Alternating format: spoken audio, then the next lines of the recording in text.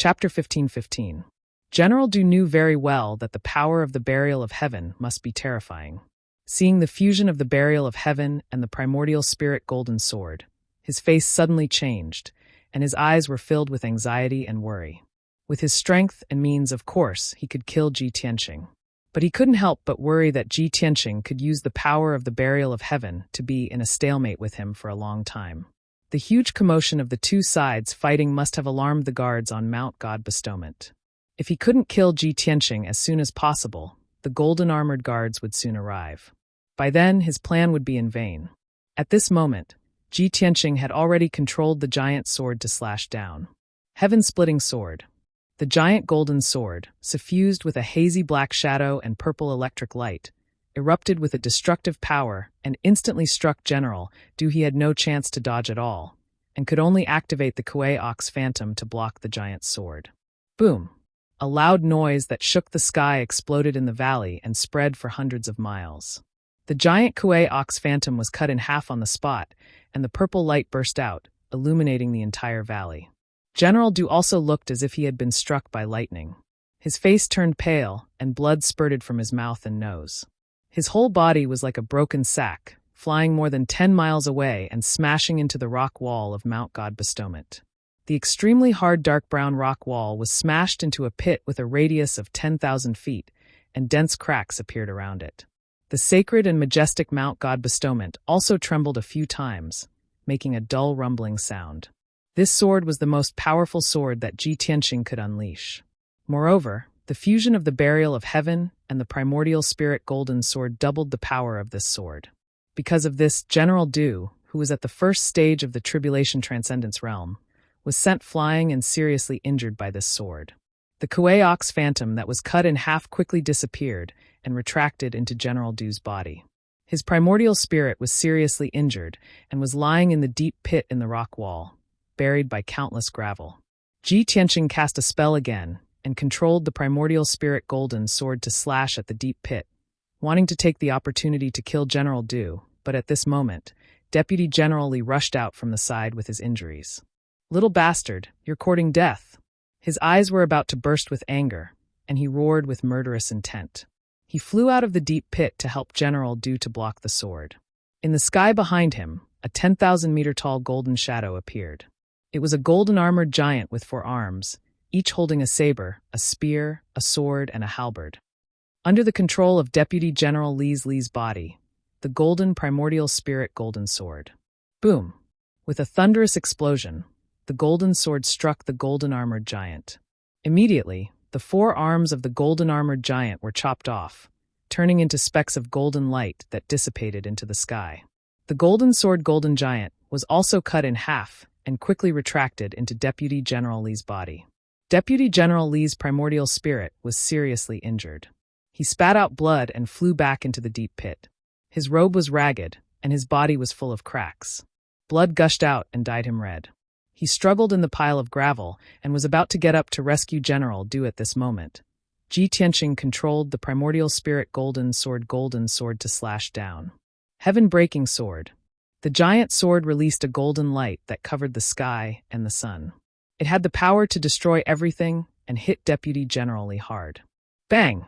Deputy General Li was cut into pieces by the giant sword on the spot, and a large rain of blood splattered out. The huge deep pit was also broken, and gravel splashed out everywhere. The violent and unparalleled power shook the entire God-sealing mountain violently and made a deafening muffled sound. Deputy General Li's body was destroyed, and only a severely injured primordial spirit was left. He didn't dare to stay any longer. Panicking, he burrowed into the ground and fled without a trace. General Du's primordial spirit was also seriously injured, but his body was not destroyed, and his injuries were slightly lighter. He was also shocked by the terrifying power of the burial of heaven sword. His heart was filled with grief and anger, and he roared in a hoarse voice, "It really is the burial of heaven sword. No wonder it has such a terrifying power. Ji Tianqing, you're lucky this time. You won't be so lucky next time." He let out an unwilling roar and hurriedly used the Earth Escape secret technique to drill into the rock wall and escape as fast as he could. Ji Tianqing's divine sense could detect the traces of General Du and Deputy General Li. He knew that they were escaping underground. But he didn't chase after them. With his strength and means, it was not enough to kill General Du and Deputy General Li. He could seriously injure them because of the power of the Burial of Heaven's sword. If he rashly chased after them, he would have to leave the range of God's Sealing Mountain. At that time, he would encounter greater danger. At the same time, in a valley 15 kilometers away, two black-robed experts witnessed the scene with their own eyes. They were so shocked that their hearts were beating wildly, and their eyes were filled with horror. It's unbelievable. Isn't Ji Tianqing only at the 5th firmament essence soul realm? How can he seriously injure those two fellows? They are experts at the 9th firmament essence soul realm and 1st firmament tribulation transcendence realm. Their primordial spirits were seriously injured? If he hadn't seen it with his own eyes, Manager Sun wouldn't have believed it even if he was beaten to death. This completely subverted his knowledge of the martial Tao. Division Master Wang was also shocked, and his eyes shone brightly. However, he was already mentally prepared and could still maintain his calm. He said in a deep voice, "Don't be too surprised. The one who seriously injured them wasn't Ji Tianqing, but the Burial of Heaven's sword. After all, that's Kenshin's sword. It's only natural that it could kill them instantly, much less injure them." Manager Sun was filled with fear as he hurriedly asked, "Division Master Wang, are we still going to snatch the sword? The Burial of Heaven's sword is so powerful, and we are only at the 1st firmament tribulation transcendence realm. I'm afraid we won't be able to withstand the terrifying might of the Burial of Heaven's sword." Division Master Wang frowned and pondered for a moment before saying in a deep voice, "Of course we have to. Now is the best time to snatch the sword. That Burial of Heaven's sword is incomplete, so its power is definitely limited. Ji Tianqing must have exhausted all his dermic powers in order to repel those two fellows. Now is the time when he is at his weakest. However, the guards of Mount God's Sealing will be arriving soon. We have to snatch the Burial of Heaven's sword within 30 seconds. As he spoke, Division Master Wang silently left the rubble and flew towards Ji Tianqing. Manager Sun hesitated for a moment before hurriedly following. At this moment, Ji Tianqing had just retrieved the golden sword and the Burial of Heaven's sword and was about to fly into the sky and return to the peak of Mount God's Sealing. The white robe he was wearing had not only become rags, but it was also stained with dust and blood. His long hair was disheveled, and his figure looked quite miserable and weak. In just 2 breaths, Division Master Wang and Manager Sun had crossed more than 30 miles and rushed behind him. Without any hesitation, the two instantly took out their weapons and magic treasures and launched an attack on Ji Tianqing. Division Master Wang held a treasured saber and slashed at Ji Tianqing's back with all his strength. Chapter 15-16. Division Leader Wang and Deacon Sun had both reached the 1st tier of the Tribulation Transcendence Realm. Ji Tianqing was caught off guard by the sudden attack of the two. Division Leader Wang waved his saber and slashed out dozens of flaming blades, which shrouded Ji Tianqing's figure, preventing him from dodging. Deacon Sun's bronze crossbow was a supreme-grade essence soul realm Dharma treasure. It was extremely powerful. The icy blue arrow shot out from the bronze crossbow was only 3 feet long. It was crystal clear and contained an extremely cold aura. The power of this arrow was extraordinary. It was enough to penetrate the Dharma body of a 9th-level Essence Soul Realm expert and destroy his Essence Soul Dharma idol. The most important thing was that the tiny arrows were not conspicuous in the sky full of flames. They were very well hidden. Ji Tianqing was about to use his sword to block the slash of the saber radiance when the icy blue arrow shot in front of him and was about to pierce his heart. At this critical moment, he suddenly felt a cold aura invading his body. It was as if his entire body was about to freeze. He reacted almost instinctively and immediately spread his golden wings to protect himself. Clang! The golden rock's wings had just closed when the icy blue arrow pierced the golden wings. There was a crisp sound of metal clashing. The icy blue arrow instantly shattered into hundreds of ice shards. The golden rock's wings also trembled violently and flashed with a dark golden light. Immediately after, more than a dozen powerful flaming blades struck the pair of golden wings. There was another dull sound. Ji Tianqing was sent flying and smashed into the ruins not far away. The golden wings trembled violently and the golden light dimmed a little. It was obvious that their power had weakened a lot. Upon seeing this, Division Leader Wang and Deacon Sun frowned their eyebrows, as their eyes flickered with excitement. The two of them had been hiding under Mount God's Sealing for more than 20 days. They had patiently watched the battle and waited until the last moment to attack. Originally, they were confident that they would be able to kill Ji Tianqing with a single strike. However, they did not expect that Ji Tianqing, who was already at the end of his rope, still had a trump card that could block their fatal attack. Swoosh! With a flash of golden light, Ji Tianqing unfolded his golden rock wings and revealed his body. He flew out from the rubble ruins and stared at Division Leader Wang and Deacon Sun with a sharp gaze. His entire body emitted a killing intent that soared to the heavens. With a cold voice he shouted, "You two also want to steal the sword?" Division Leader Wang and Deacon Sun were startled for a moment. Their eyes under the bronze masks revealed sinister sneers. "That's right. Since you know, why don't you hand over the sword of burial of heaven?" Ji Tianqing furrowed his brows. Many questions popped up in his mind, and anger surged in his heart. Of course, he knew that these two masked men in black were not in cahoots with the previous two. However, he could not understand how these people knew that he had the sword of burial of heaven. Why would these two groups of people take such a huge risk to kill people at the foot of Mount God Bestowment and steal the sword? Division Leader Wang and Deacon Sun didn't give him any time to think. They immediately brandished their treasured sabers and released their bronze crossbows to attack him. "Sky Saber Splitter!" Division Leader Wang shouted angrily. He held the black treasured saber with both hands and slashed out 81 times in an instant. Each saber light was hundreds of feet long. They flickered with golden light and were extremely sharp and domineering.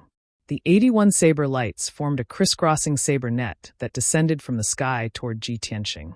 The saber net sealed the area within a radius of 10 miles, leaving him with no way to escape. Deacon Sun also activated the bronze crossbow with all his strength. He released 3 dark golden arrows that shot toward Ji Tianqing's forehead, throat, and heart. Ji Tianqing was in a perilous situation. If he couldn't block the saber lights and arrows, his life would be in danger.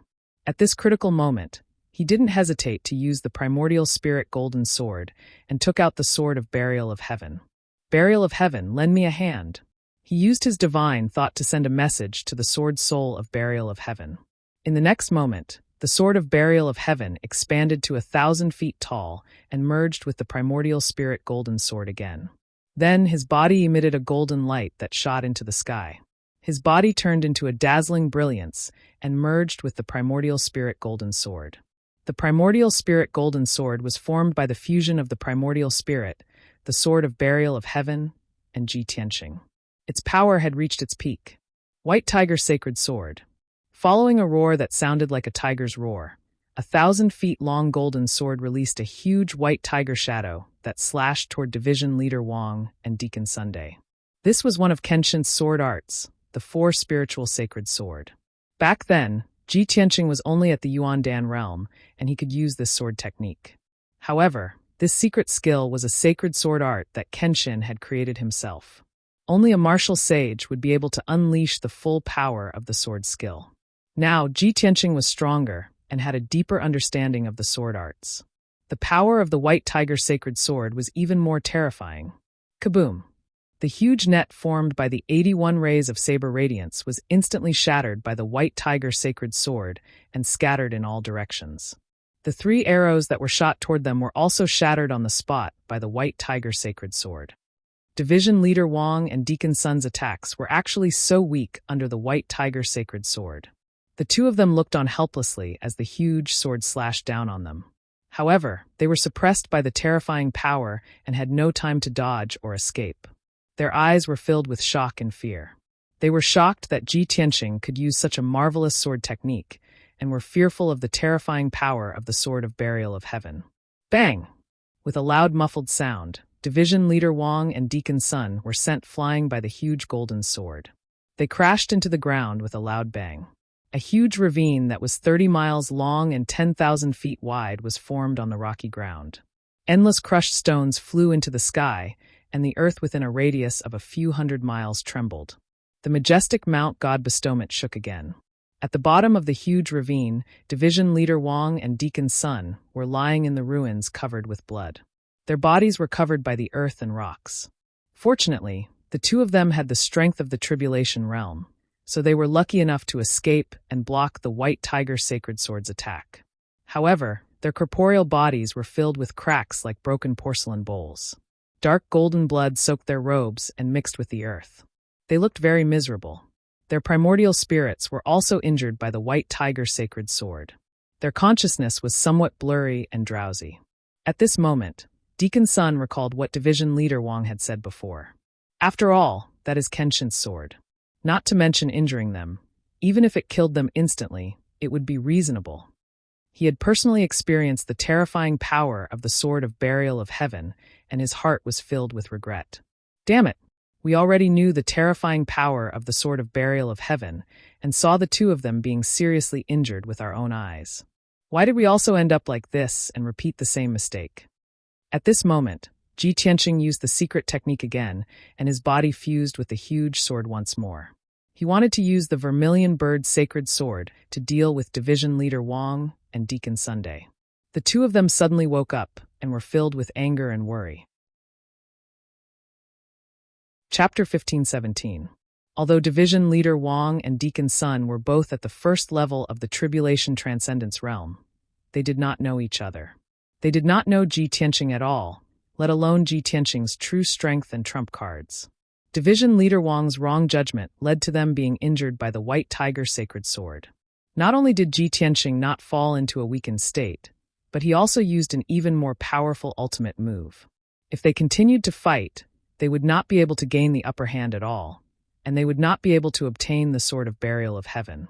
When the golden armored guards of Mount God's ceiling arrived, not only would their plan fail, but they would also be captured. At that time, their identities would be exposed. Swoosh! Swoosh! The two of them flew into the sky with all their might, turning into two streams of light and quickly disappearing into the horizon.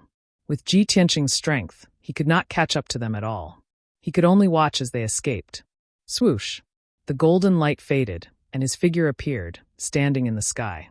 The Sword of Burial of Heaven and the Essence Soul Golden Sword quickly separated, shrinking thousands of times, and returned to his body. He looked up at the sky and saw a few golden lights flashing through the clouds.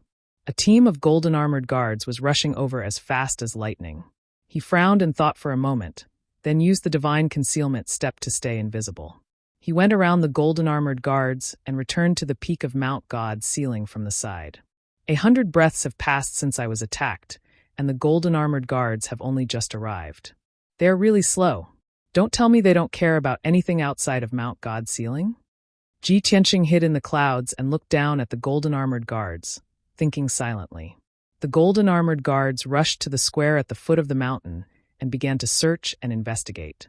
However, the valley and flat land within 100 miles had become ruins full of holes and cracks. Even the walls of Mount God Bestowment were left with 2 huge craters and spiderweb-like cracks. Other than that, there were no other clues. The golden armored guards searched the ruins for a long time, but they did not find any clues and could only return empty-handed. Seeing this, Ji Tianqing quietly returned to the peak of Mount God's ceiling and entered the clear sky pagoda. Soon, he returned to the Divine Book Pavilion. As usual, the second guardian was sitting in the corner of the hall, curled up in an armchair in the dark. Ji Tianqing walked in front of her and calmly reported, "Second Protector, I have brought back the books from the White Knight Empire." The second guardian was curled up in his loose black robe. When he heard Ji Tianqing's voice, he opened his turbid green eyes and glanced at him. "Put those books on the bookshelves according to their categories." She ordered slowly, then closed her eyes and continued to nap. Ji Tianqing's white robe was tattered, his hair was messy, and his body was stained with dust and blood. However, she acted as if she did not see it.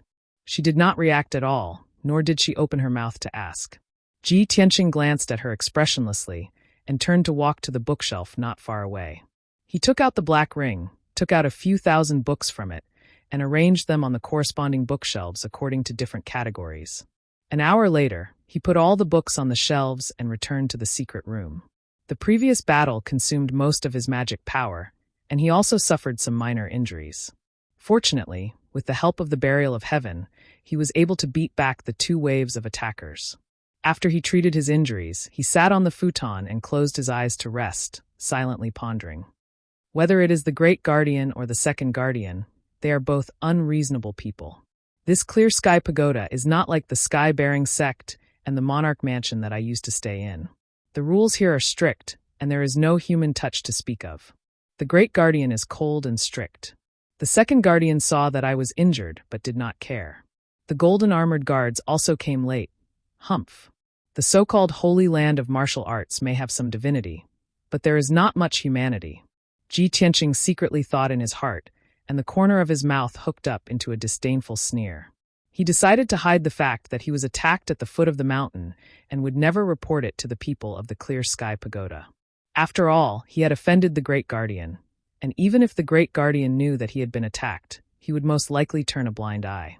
Most importantly, if he reported this matter to the two guardians and the divine envoys, it would implicate the sword of the burial of heaven. Two groups of people who have nothing to do with me actually ran to the foot of Mount Godseal and took a huge risk to snatch the sword of the burial of heaven. How did they know that the sword of the burial of heaven was in my hands? And why did they try so hard to snatch it? Ever since he had come to Shenwu continent, he had only shown his face in the Outcloud Empire and had never gone to the Day-Night Empire. Now, two envoys from the Day-Night Empire had actually attacked him and tried to snatch the sword of the burial of heaven. He could not help but wonder if the sword of the burial of heaven was hiding some shocking secret that had caused these people to be so crazy about it. Previously, he had read hundreds of thousands of books and had a sufficient understanding of Kenshin's life experiences and legends. He knew that Kenshin was the #1 powerhouse on Shenwu continent, and he was worshipped by millions of warriors. The sword of the burial of heaven that Kenshin was wearing was naturally a divine sword that was known throughout the continent. Although the burial of heaven is a divine sword that everyone knows, 1,000 years have passed, and the burial of heaven in my hands is damaged and incomplete. Who would be able to recognize that it is the sword of the burial of heaven? When he thought of this question, his first reaction was that it was someone from the Outcloud Empire. After I came to Shenwu continent, I only traveled around the Outcloud Empire. The news of the burial of heaven must have been leaked at that time. At that time, Emperor Outcloud personally came to find me and saw my sword of the burial of heaven. Could it be that he recognized the sword of the burial of heaven and spread the news? If not, how could the people of the Day-Night Empire know that I have the sword of the burial of heaven? But why didn't Emperor Outcloud directly seize the sword of the burial of heaven after recognizing it? Instead, why did he spread the news and let the powerhouses of other countries come to Mount Godseal to seize the sword? Ji Tianqing analyzed the situation for a while and determined that it was Emperor Outcloud who had recognized the sword of the burial of heaven and spread the news. However, he could not understand why Emperor Outcloud had done this. Was he trying to get someone else to do his dirty work? Emperor Outcloud was a martial saint powerhouse, so there was no need for the emperor of a country to do such a thing. Ji Tianqing pondered for a long time, but he still could not figure out this problem. However, he was certain that a huge conspiracy was coming his way. After a while, he thought of another, more important problem. Since Emperor Outcloud could recognize the sword of the burial of heaven, then the first, second, and divine envoys of the Clear Sky Pagoda might also recognize it. Fortunately, I haven't used the sword of the burial of heaven in front of everyone since I came to the Clear Sky Pagoda. If the sword of the burial of heaven was exposed, who knows how much trouble and disturbance it would cause. It looks like I have to be extra careful in the future and hide the sword of the burial of heaven. Unless it's absolutely necessary, I can't use it. After making up his mind, he stretched out his right hand and brought out the sword of the burial of heaven. Just as he was about to put the sword of the burial of heaven into his spatial ring, a clear voice rang out in his mind. Chapter 15:18. Hearing this voice, Ji Tianqing was startled. Soon after, he smiled and sent a voice transmission. "Qianyu, you've already finished your seclusion?" The voice transmission came from Qianyu. Ever since he left the profound sky continent, Qianyu and the little black dragon had been cultivating in seclusion in the sword world. Qianyu's clear voice rang out in his mind once more. 20 days ago, I finished my seclusion and my strength has increased by a great deal.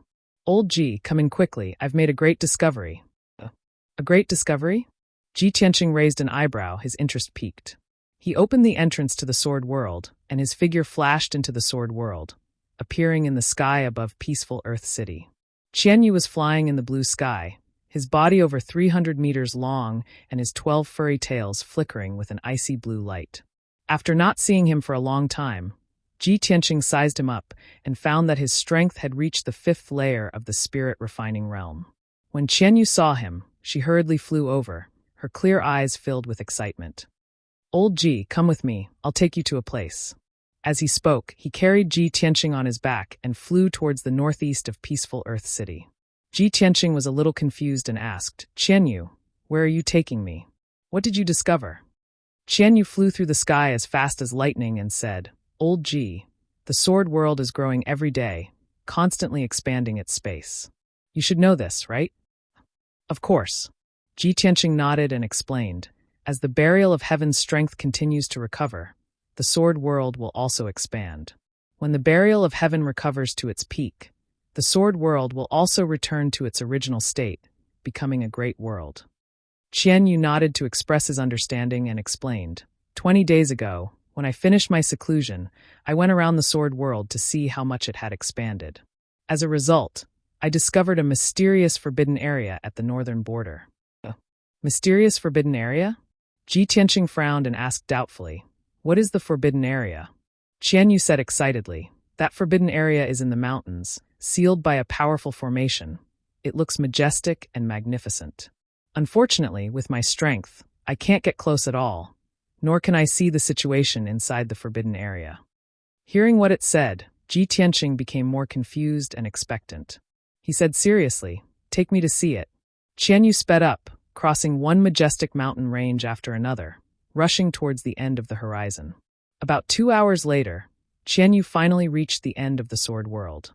Boundless darkness appeared in the sky and on the ground in front of him. It was like an icy void. In the mountains next to the dark zone, there was a huge valley with a circumference of over 200 miles. The valley was surrounded by towering mountain ranges, and it looked like a coiled dragon. In the flat valley, there was a huge light shield with a circumference of 100 miles. It emitted a 7-colored divine light and an incomparably powerful aura. Ji Tianqing and Qianyu came to the top of the valley. They stopped 1,000 feet in the air and looked down at the entire valley. The 7-colored light shield with a circumference of 100 miles was shining with a dazzling brilliance. The light shield was very thick and was not transparent. The situation inside was faintly discernible, making it difficult to see clearly. Invisible shockwaves were emitted from the 7-colored light shield and spread in all directions. Ji Tianqing observed for a moment and saw that this was an incomparably powerful divine-level formation. Perhaps only martial gods could activate it. The invisible shockwaves were just the natural fluctuations of divine power when the divine-level formation was in operation. But to Qianyu, this power of the shockwaves was terrifying enough. It stopped 1,000 feet in the air, desperately resisting the shockwaves, but it seemed to be very difficult. Every time the shockwaves swept past, its huge body would tremble and burst out with an icy blue brilliance. It would consume a large amount of magic power to stay here for even a breath of time. Ji Tianqing saw that it was very uncomfortable and asked it to retreat far away. Then, he descended from the sky near the 7-colored light shield and observed it closely. Strangely, the powerful shockwaves from the divine-level formation automatically swept past him and did not cause any impact or pressure on him. He observed carefully around the 7-colored light shield and was not affected in the slightest. After a quarter of an hour, he circled around the divine-level formation and finally saw the situation inside the light shield. The ground within a radius of 100 miles was paved with huge black stones, making it look like an enormous altar. At the top of the altar, there was a huge black stone tablet that was 1,000 meters tall. There seemed to be words carved on the black stone tablet, but he could not see them clearly. He could only sense that the black stone tablet seemed to be similar to the sky sword stele and the 18 tombstones in the Kenshin tomb. An ancient divine tier formation protecting a huge altar and a mysterious stone tablet? Why would these things appear in the sword world? What secrets are hidden in the altar and the stone tablet? With doubts in his heart, Ji Tianqing used his divine sense to send a message to Burial of Heaven. "Buried Heaven, I've discovered a god-level formation in the sword world. There's a black altar and a gigantic stone tablet in it. Do you know what this grand formation, altar, and stele are?" Burial of Heaven seemed to ponder for a while before replying in a solemn tone. "Look carefully at the altar and stone tablet. What do you think they look like?" Ji Tianqing stared at the huge altar and stone tablet in the light shield. After a few careful glances, he suddenly frowned. "Why do this altar and stone tablet look like a tomb?" "That's right," Burial of Heaven said in a low voice. That is a tomb, a Kenshin tomb. Ji Tianqing's brows immediately knit together. With a strange expression, he asked, Burial of Heaven, that can't be right, right? Isn't the real Kenshin tomb inside my body? Burial of Heaven said in a solemn and respectful voice, There is something I didn't tell you. There are actually two real Kenshin tombs, the Yin and Yang tombs. Before Kenshin fell, he used up all of his divine power to construct them. They contain heaven-shaking mysteries and peerless treasures. The Kenshin tomb inside your body is the Yin tomb. It contains Kenshin's sword arts and legacies. The Kenshin tomb in front of you is the Yang tomb. It contains Kenshin's relics and other things. The Yin and Yang tombs? So that's how it is. Ji Tianqing immediately understood. He stared at the Yang tomb with shining eyes and thought to himself, the Yin tomb inside my body not only has 18 tombstones, but also records Kenshin's supreme sword arts. There is another world inside the tombstones that connects the Heavenly Tome Pavilion and the Divine Weapon Pavilion. The importance of this Yang tomb shouldn't be any less than the Yin tomb.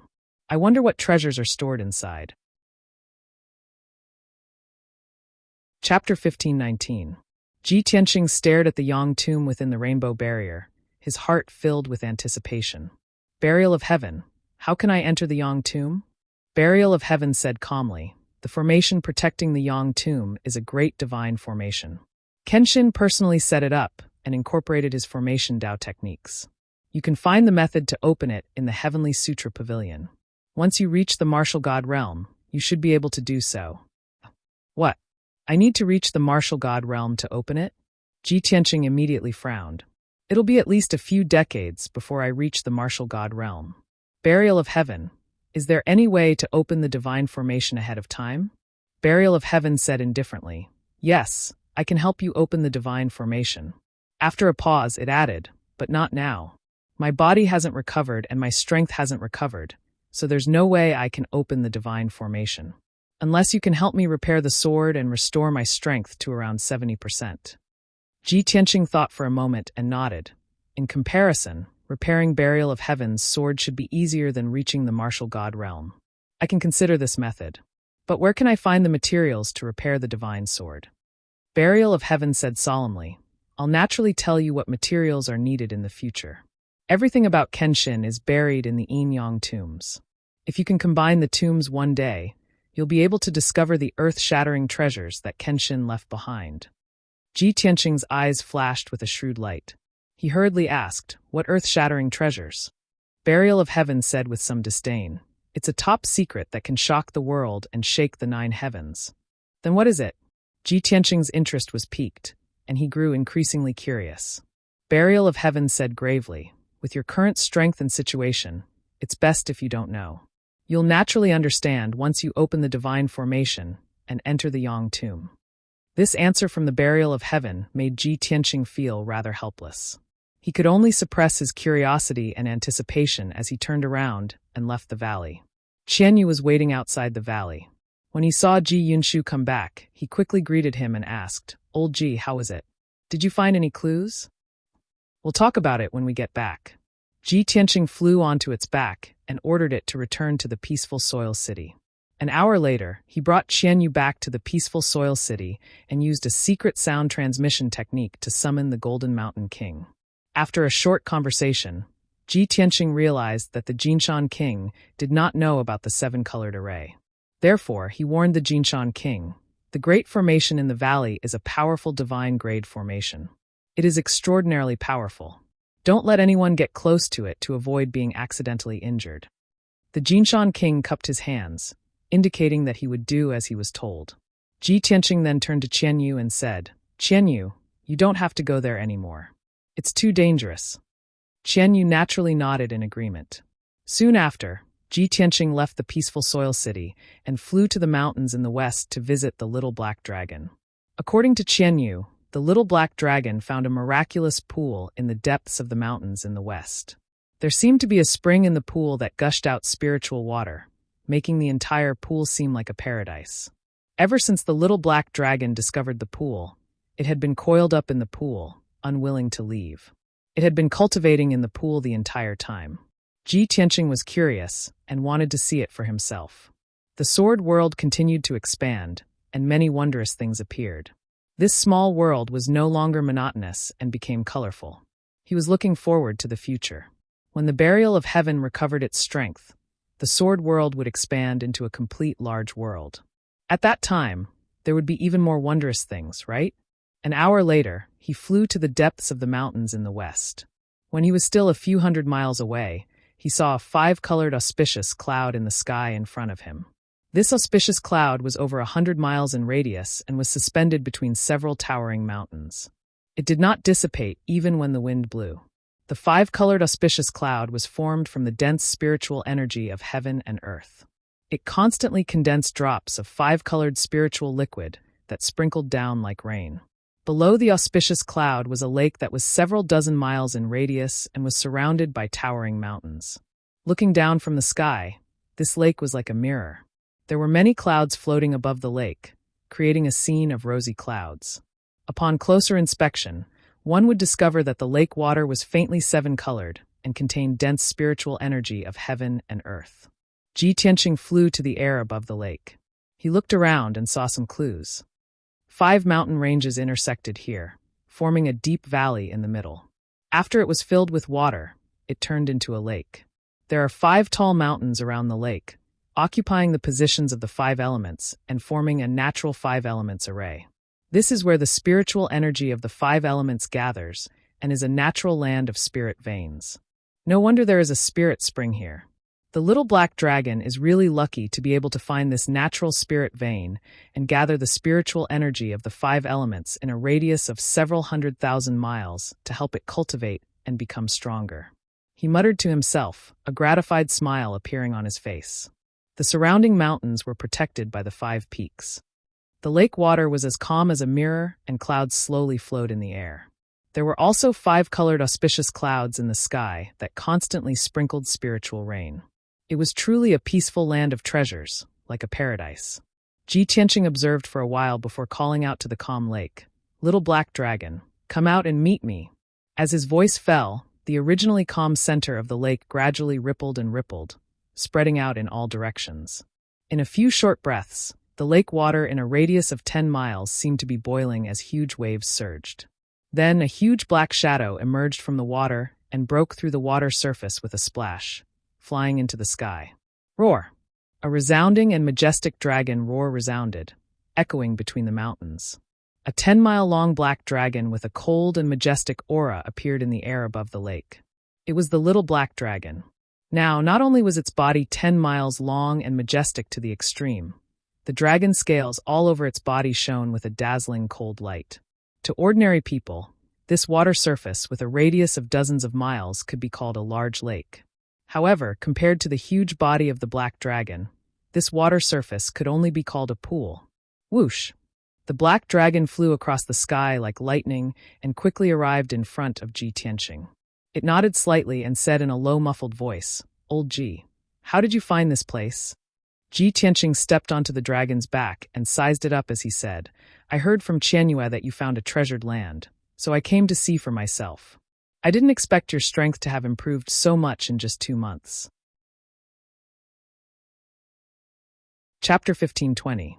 The little black dragon circled above the lake, inhaling and exhaling like a whale sucking in water. It had a leisurely look on its face, and its tone was full of joy. "Old Ji, I talked to Qianyu before, and my situation is the same as hers. I don't know why, but ever since we broke through to the spirit-refining realm, it's as if we've awakened our bloodlines, gained intelligence and innate gifts. Our cultivation speed has increased by leaps and bounds. Before, we thought that it was the sacred phoenix heart's powerful effects that brought about such changes. But now, I feel that it's not just the sacred phoenix heart's effects. There might be other reasons as well." After listening to the little black dragon's words, Ji Tianqing smiled and explained, "You are not a flood dragon from the East Sea, but a true divine dragon. Qianyu has an extraordinary background as well, and she is a sky fox. Both of you are divine beasts, and your future achievements are limitless. You will definitely reach the deity realm. Only after reaching the spirit-refining realm did you awaken your divine beast bloodlines and innate gifts. That is the beginning of your growth. Don't worry too much about this matter. Just focus on your cultivation. When you and Qianyu break through to the primordial spirit realm, we will be able to roam the Shinwu continent unhindered and roam the world." The little black dragon nodded solemnly, and a look of anticipation appeared in its large eyes. "Old Ji, we know that it won't be long before you go and find Yun Yao.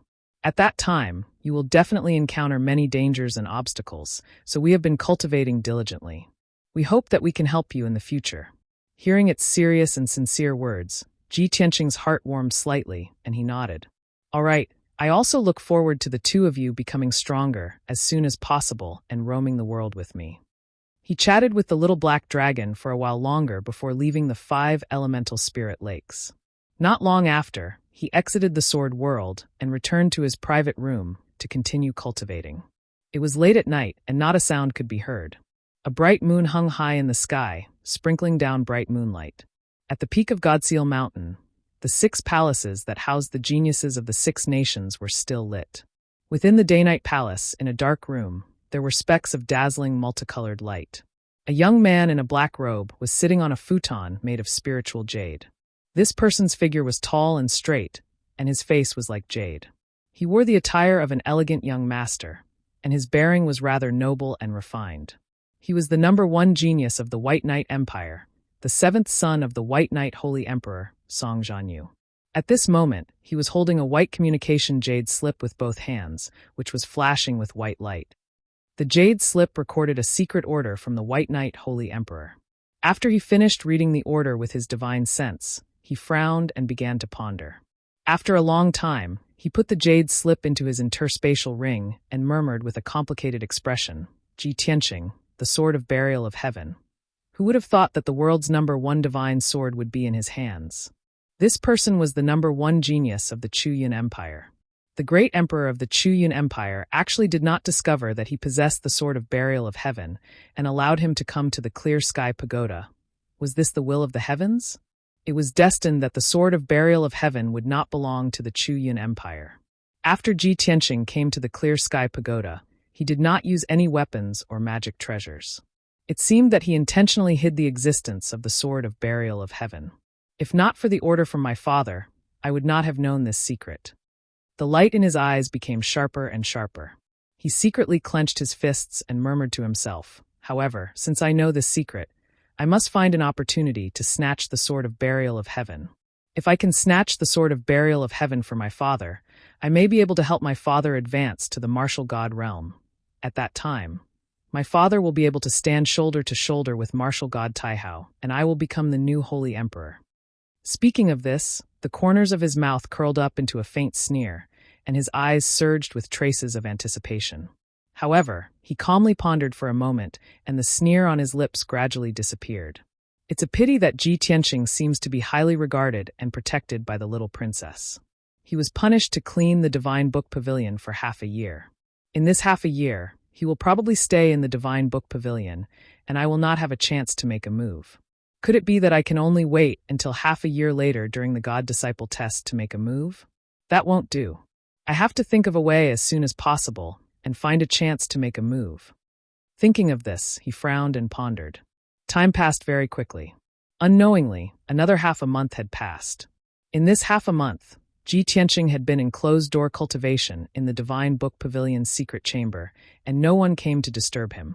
After half a month of bitter cultivation, his strength steadily advanced towards the 6th level of the Essence Spirit Realm. It was a pity that he still could not fully comprehend the 6th move of the 9 Swords of Burial of Heaven. Early in the morning, he ended his closed-door cultivation and walked out of the secret chamber. He walked to the edge of the hall and prepared to find some ancient books to read from a row of bookshelves. At this moment, his gaze passed through the wide window and suddenly caught a glimpse of the square below the Clear Sky Pagoda. There was a mighty troop that was walking towards a certain palace. It was an honor guard of about 200 people. There were more than 100 guards dressed in silver armor and more than 100 young and dignified maidservants. The guards had a dignified bearing while the maidservants' clothes fluttered in the wind. They carried all kinds of musical instruments and carried bamboo baskets filled with flowers. In the middle of the honor guard was a golden carriage inlaid with gold and jade. It had an imperial canopy and was surrounded by jeweled curtains. Ji Tianqing looked down at the honor guard from above. He could not see the person in the golden carriage, nor could he guess the identity of the person riding the carriage. But he thought to himself that a person who could put on such a grand display and enter God-Sealing Mountain's summit with such fanfare was likely to have an extraordinary background. Could it be Divine Lord Taihao's divine son or princess? Jiuzhou's elder brother or sister? Moments later, the honor guard entered a resplendent palace before he retracted his gaze. Just as he turned his head, he saw the black-robed second guardian standing not far from him. The second protector came without a sound, like a ghost. The pair of turbid eyes under the black robe were also staring at the square below the clear sky pagoda, watching the honor guard enter the palace. Ji Tianqing hesitated before asking, "Second guardian, that troop just now, whose honor guard is it?" Second guardian looked out of the window expressionlessly and said in a hoarse and calm voice, "It's the crown prince of the Thousand Snow Empire, Lu Li. He was once a disciple of the Clear Sky Pagoda.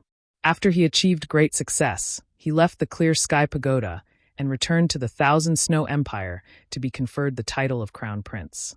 Every 3 years, he will return to the Clear Sky Pagoda to pay his respects to Divine Lord Taihao in the temple. But he will first stay in the Temple of Tranquility for 7 days.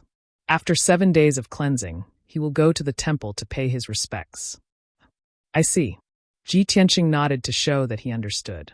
Second guardian showed a gratified expression and continued, "Lu Li is very outstanding. He has come to the Divine Book Pavilion countless times, flipping through books without sleep or food. He has also consulted me many times about Taoist scriptures." Chapter 1521. In Ji Tianqing's eyes, the second guardian was a mysterious and unreasonable weird old woman. But when she talked about the crown prince of the Thousand Snow Empire, Lu Li, her tone and eyes were much gentler, revealing some kindness. Ji Tianqing immediately realized that in the second guardian's eyes, only a diligent and inquisitive young man like Lu Li, who focused on reading books, was a genius with both integrity and talent. And someone like him, who had been in the Divine Book Pavilion for more than a month and only knew how to read history books and biographies, was a piece of rotten wood that could not be carved.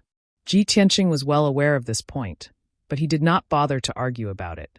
That crown prince of the Thousand Snow Empire, Lu Li, had nothing to do with him, so he did not care. After a while, the second guardian slowly walked away. Ji Tianqing also returned to the secret chamber and continued to cultivate. Staying in the Divine Book Pavilion, the days were boring and dull. But he had long been used to it. Instead, he felt very comfortable and at ease, which was more convenient for him to cultivate and comprehend swordsmanship. However, the peaceful days were only 3 days old when they were interrupted. In the evening, Ji Tianqing was cultivating in the secret chamber. Suddenly, the second guardian's deep voice came from outside the door. "Ji Tianqing, come out quickly. I have something to tell you." Ji Tianqing was interrupted. He could not help but frown. He got up slowly and walked out of the secret chamber. The second guardian was standing outside the door. Seeing him come out, the second guardian said expressionlessly, "For the next few days, you don't have to stay in the Divine Book Pavilion. Go to the Hall of Tranquility and wait for orders." Hearing this, Ji Tianqing was stunned. He frowned and asked, "Hall of Tranquility? Isn't that where the crown prince of the Thousand Snow Empire lives temporarily?" "Yes." The second guardian nodded and said indifferently, "After you go to the Hall of Tranquility, you must obey orders and serve the crown prince of the Thousand Snow Empire." "Let me serve Lu Li?" Ji Tianqing frowned.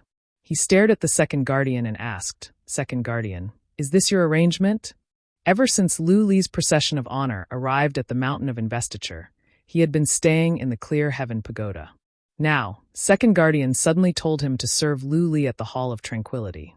No matter how one looked at it, it seemed to be the second guardian's decision. After all, she valued Lu Li.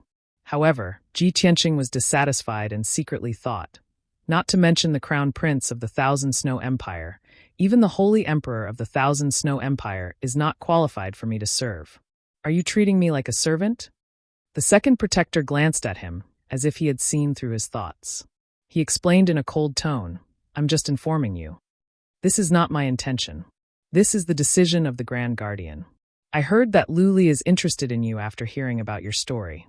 That is why he begged the Grand Guardian to let you go to the Hall of Tranquility. It's the Great Guardian again." This thought flashed through Ji Tianqing's mind.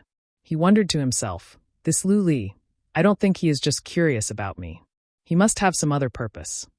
While Luli was thinking, the second guardian had turned around and left. He said in a dignified voice, "You are now a criminal.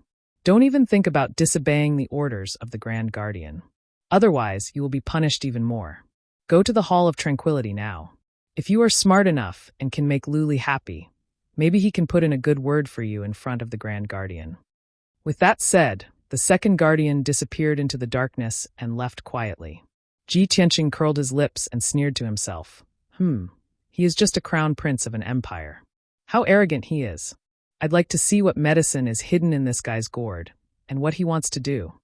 Then he left the Divine Book Pavilion and walked out of the Clear Heaven Pagoda. The sky was getting dark. Night was about to fall. The entire peak of the Mountain of Investiture was shrouded in darkness. Many of the palaces were lit with lights. It was very quiet. Only the Hall of Tranquility was not only brightly lit, but there were also more than 200 people living in the palace. The sound of people and music could be heard constantly. Ji Tianqing walked across the square unhurriedly and walked to the gate of the Hall of Tranquility. Besides several golden-armored imperial bodyguards guarding the gate of the palace, there was also a middle-aged man wearing a blue robe and a crown on his head. This person's attire was like a steward of the palace. He also looked like a deacon who was in charge of internal affairs. Seeing Ji Tianqing arrive, the blue-robed man waved at him and said with a kind expression, "May I ask if you are young Master Ji Tianqing?" Ji Tianqing saw that his attitude was somewhat respectful. He couldn't help but be puzzled. He raised his eyebrows and asked, "You are?" The blue-robed man smiled and cupped his hands in greeting, saying, "Greetings, young Master Ji. My surname is Fong. I am Crown Prince Qianqua's supervisor of internal affairs. I followed His Highness to the Mountain of Investiture to manage internal affairs for His Highness." Ji Tianqing nodded at him as a greeting. Supervisor Fong was quite astute. He could see that Ji Tianqing's personality was cold, and he didn't want to talk too much. He hurriedly extended his hand and made a gesture of invitation. "Young Master Ji, this is not the place to talk. Please follow me into the palace to see His Highness the Crown Prince." Ji Tianqing glanced at him and didn't say anything. He silently followed behind him and entered the Hall of Tranquility. Not long after, the two of them entered the magnificent guest hall. A handsome young man in an embroidered robe and a golden crown of dragon and phoenix sat on the large jade chair at the head of the table. This person was tall and handsome. His temperament was elegant, and he didn't lose his masculinity. He was really a handsome young master of a noble family. He was sitting on the chair and holding an ancient scroll. He was engrossed in reading. There was a thoughtful expression between his eyebrows. Two young and beautiful maids dressed in long, thin dresses were nestled by his feet, gently massaging his legs. Seeing this scene, Ji Tianqing guessed that this person must be the crown prince of the Thousand Snow Empire. Luli. Sure enough, Supervisor Fong walked in front of Luli and bowed. He reported, "Your Highness the Crown Prince, young Master Ji has been invited." Luli quickly raised his head and put down the ancient scroll in his hand. He looked at Ji Tianqing with a face full of joy. The two guards were very tactful. After bowing to him, they silently took their leave. Luli stood up and walked towards Ji Tianqing. With a smile on his face, he cupped his hands and said, "This must be young Master Ji Tianqing, right? I am Luli. I have been looking forward to meeting young Master Ji for a long time." Although Ji Tianqing saw that Luli was so polite, he guessed that this person must have other intentions. However, as the saying goes, one doesn't slap a smiling face. Since the other party was so polite, he nodded calmly and greeted him. "Crown Prince Lu is too polite." The two exchanged some pleasantries and sat down. Supervisor Fong brought a cup of spirit tea for Ji Tianqing and silently stood next to Luli. Ji Tianqing didn't beat around the bush with Luli. He asked directly, "Crown Prince Lu, I don't know you and we have nothing to do with each other." Chapter 1522. Hearing Ji Tianqing's words, Luli was stunned. He put on a self-mocking smile and hurried to explain, "Young Master Ji, you misunderstood. You are the #1 genius of the Chuyan Empire. How dare I let you serve me? I just heard about what happened a month ago. I am very curious about young Master Ji. That is why I asked the Chief Guardian to give an order to invite you to the Hall of Tranquility." Luli was the crown prince of the Empire of Thousand Snow. Even if he had a noble status, it was only for the people of the Empire of Thousand Snow.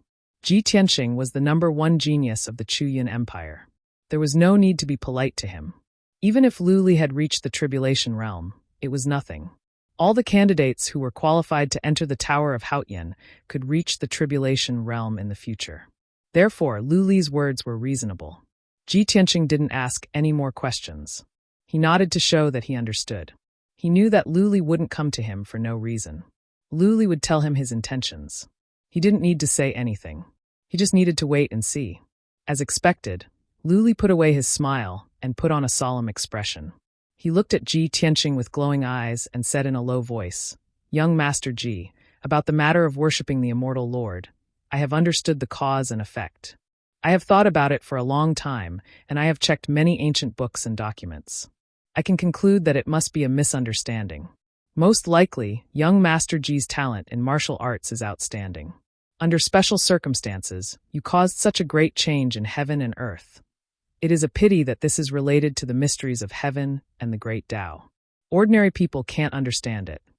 Luli's words were obviously meant to please Ji Tianqing, but he expressed it in a subtle way. It wasn't disgusting, and it also showed his profound knowledge and steadiness. If it were an average genius with resentment in his heart, he would feel the same way after hearing Luli's words. He might even regard Luli as a confidant. However, the person Luli met was Ji Tianqing, a very special guy. He glanced at Luli and said with a faint smile, "So, Prince Lu also thinks that the chief guardian is ignorant and doesn't understand the mysteries of heaven?" Luli's expression changed. He quickly waved his hand and said, "Young Master Ji, you misunderstood again. I didn't mean that." On God Bestowment Mountain, he actually dared to speak ill of the great protector. Wasn't that courting death? Ji Tianqing had no scruples. He stared at him playfully and asked, "What do you mean?" Luli also felt that Ji Tianqing was not easy to deal with. He frowned. He pondered for a moment before continuing, "What I mean is, young Master Ji, as the #1 genius of the Chu-Yun Empire with outstanding talent, you should have limitless glory. However, a misunderstanding caused his reputation to be tarnished, and he was even punished to clean the Divine Book Pavilion. It was truly a pity. The candidates of the God's disciple from different countries were called young geniuses, but they did not have the corresponding foresight and insight. They even gloated and laughed at Ji Hao behind his back. When this monarch found out about this matter, his heart was also quite unhappy. "I feel that young Master Ji is not worth it." His words could not only provoke Ji Tianqing's anger, but also let Ji Tianqing have a sense of approval. It could be said that he had won the hearts of the people.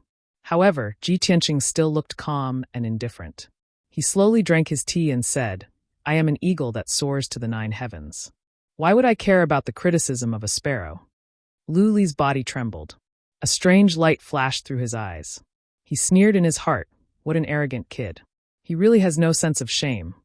However, on the surface, he put on a look of admiration and said sympathetically, "Young Master Ji, you are wise. You are absolutely right. This is the state of mind of a peerless genius." Then, as an experienced person, he took the initiative to introduce the situation of God Bestowment Mountain to Ji Tianqing, as well as the God's disciple examination and cultivation. After all, he had cultivated at God Bestowment Mountain for more than 100 years. He only left God Bestowment Mountain to return to the Thousand Snow Empire after he reached the 3rd level of the Tribulation Realm. Ji Tianqing listened in silence. He learned many secrets from Lu Li and had a deeper understanding of God's disciples and the Hautian Pagoda. Unknowingly, 2 hours had passed.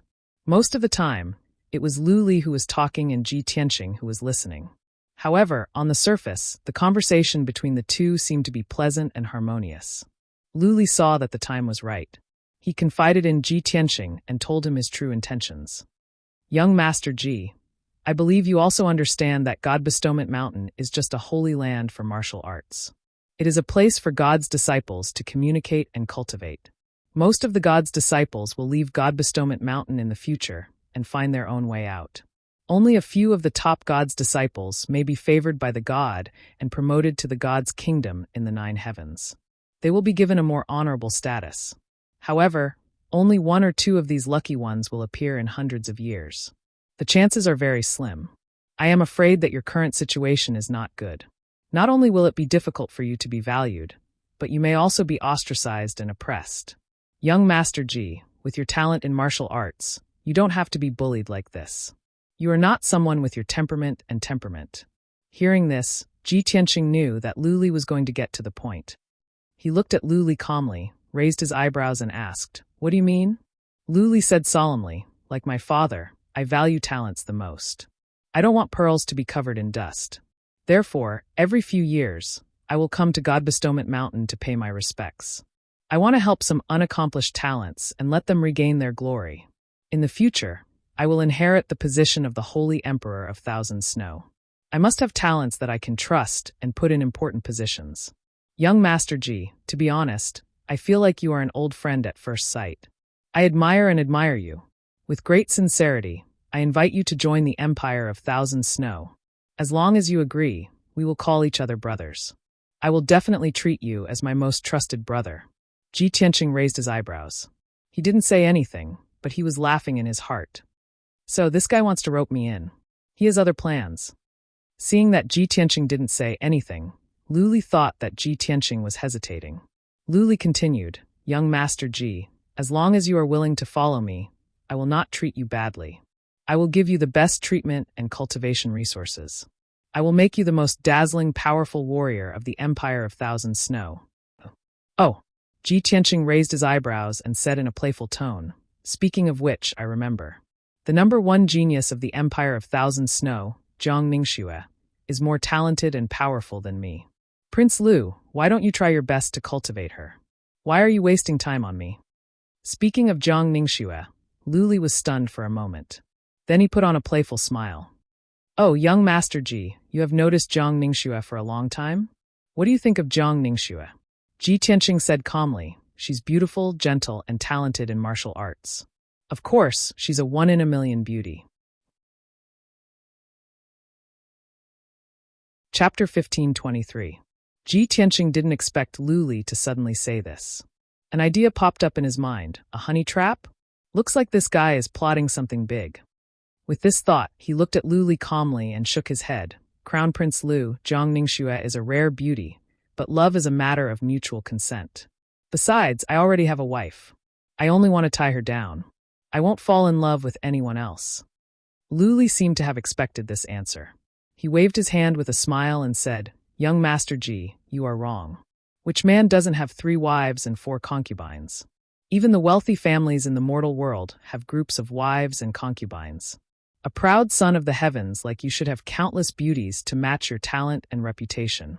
As for Zhang Ningxue, you can rest assured. With me as the matchmaker, Zhang Ningxue won't dare to disobey. Besides, young Master Ji is so handsome and talented. Many girls have fallen in love with you. Maybe Zhang Ningxue has some feelings for you?" Ji Tianqing just smiled and didn't say anything. Seeing this, Lu Li continued to persuade, "Young Master Ji, even if you already have a wife, Zhang Ningxue can be your concubine. As long as you nod, I will immediately summon Zhang Ningxue to see you and create an opportunity for you two. You two are a perfect match. You are both extraordinary geniuses. If you two can become Taoist companions, it will be a good story." Ji Tianqing waved his hand and said seriously, "I appreciate Crown Prince Lu's kindness, but I have made up my mind. There is no need to mention this again." Seeing that he refused firmly, Lu Li didn't feel embarrassed. He nodded with a smile and said, "In that case, let nature take its course. I think highly of you, so I am a bit impatient." Ji Tianqing stood up, cupped his hands and said, "Crown Prince Lu, it is late. If there is nothing else, I will take my leave." Lu Li nodded and said, "All right, let's stop here for tonight. Young Master Ji, go and rest. I have already asked Steward Fong to arrange a place for you to stay. For the next few days, young Master Ji will stay in this shrine of peace. 4 days later, I would like to invite young Master Ji to follow me to the Divine Hall to pay respects to Divine Lord Taihao." Ji Tianqing was stunned. He frowned at him and asked, "Crown Prince Lu, is this your decision? Or is it the Great Guardian's idea?" Lu Li smiled and explained, "Of course, it is my idea. I know that the previous matter was a misunderstanding, which led to young Master Ji being punished. This monarch has thought about it for a long time before making this decision. I implore the Great Protector to give you another chance. For my sake, the Great Protector agreed to this matter and allowed you to follow me to the temple to pay your respects again. As long as young Master Ji sincerely repents in the Divine Hall, The misunderstanding from before can be resolved, and the awkwardness between you and the great guardian can be alleviated. With that said, Luli put on a confident smile and stared at Ji Tianqing. He thought to himself, Ji Tianqing is now a criminal. Not only did he offend the great protector, but he is also mocked by the young geniuses of various countries. He is a proud and arrogant person. How can he endure such humiliation? He must have a belly full of resentment in his heart that cannot be resolved. I will plead with the great protector for him and give him a chance to turn over a new leaf. This will give him a way out. As long as he is not an idiot, he will seize this opportunity, and he will be grateful to me. Ji Tianqing raised his eyebrows. After a moment of consideration, he nodded and said, Since Crown Prince Lu has good intentions, I will accept deferentially. After all, the great protector has transferred me to the Shrine of Peace, and I cannot disobey. I can only stay here and follow Crown Prince Lu's arrangements. Luli was delighted to see that Ji Tianqing had agreed. He nodded and said, If so, then it is settled. Steward Fong, take young Master Ji to rest. You must instruct the servants to take good care of young Master Ji and not neglect him. Steward Fong bowed and accepted the order.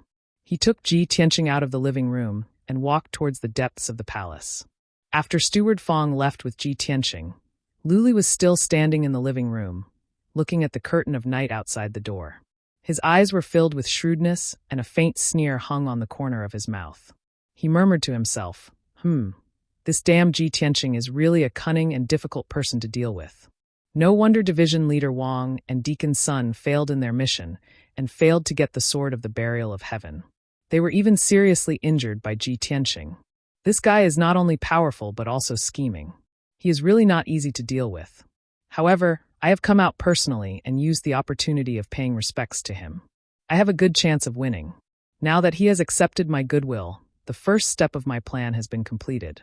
In the next few days, I will strike while the iron is hot. I will definitely succeed in getting the Sword of the Burial of Heaven. Speaking of this, Luli put on a sneer and squinted his eyes.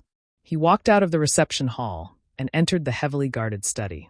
About 7 minutes later, Steward Fong came back and reported to Luli in the study. Your Highness, I have made proper arrangements for Ji Tianqing. He has settled down and is resting. Luli nodded with satisfaction. He ordered Steward Fong, summon Jiang Ningxue to the study.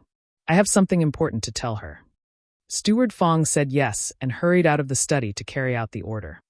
Luli sat in front of the spacious study table, sipping a cup of mystical tea. When he finished the cup of mystical tea, Steward Fong also brought Jiang Ningxue to the study. General Manager Fong tactfully retreated and closed the door. Only Lu Li and Jiang Ningxue were left in the study. Lu Li sat on the jade chair with a jade teacup in his hand. He turned around and looked at Jiang Ningxue. Jiang Ningxue was wearing a white dress. She stood in the study with elegance and dignity, looking straight into Lu Li's eyes. Her pair of eyes that were as clear as autumn water contained a faint trace of affection, as well as a bit of joy. Lu Li, didn't you tell me to cultivate in the Tower of Haotian and come to see me in 2 years? I have only been away for 2 months, and you have come to the Mount of Canonization? Needless to say, Jiang Ningxue and Lu Li had known each other for a long time, and their relationship was not simple. Lu Li nodded calmly. Pointing to the chair in front of him, he said in a low voice, Schwerer, it is a long story. Come and sit down. Jiang Ningxue said yes. She walked over to the study table and sat down with dignity. Lu Li looked at her solemnly. After a sigh, he said, Schwerer, I will not hide it from you. I am here at the Mount of Canonization because of my father's order. Saint Emperor's order? Jiang Ningxue was surprised. Seeing his serious expression, she asked with concern, Lu Li, what is it? Why are you so worried?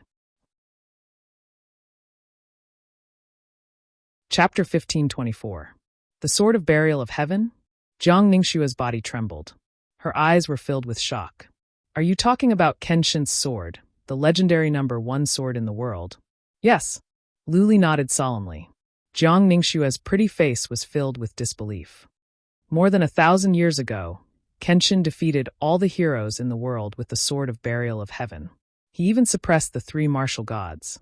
Everyone knows about this. Of course, I have heard of Kenshin and the #1 sword. However, after Kenshin died, didn't the Sword of Burial of Heaven disappear without a trace? Lu Li nodded and explained, 1,000 years ago, the sword of burial of heaven did disappear with Kenshin's death. However, the sword of burial of heaven has reappeared in the world today. A lucky guy got the sword and came to the clear heaven pagoda. That lucky guy is the #1 genius of the Outcloud Empire, Ji Tianqing. What? Jiang Ningxue was even more surprised. Her eyes were filled with disbelief. That cold and arrogant guy in a white robe? He offended the dignity of the Divine Master during the worship ceremony, causing great changes in heaven and earth. The Divine Master was furious. Before she could finish, Luli shook his head and said, "No one knows the exact reason for that matter. However, I think it has something to do with the sword of burial of heaven. If not, how could that guy cause such a great change in heaven and earth with his strength and talent? As for the Divine Master being furious and causing great changes in heaven and earth and being struck by lightning, that's even more nonsense." Jiang Ningxue frowned and thought for a moment before she nodded and said, "I see. That's incredible.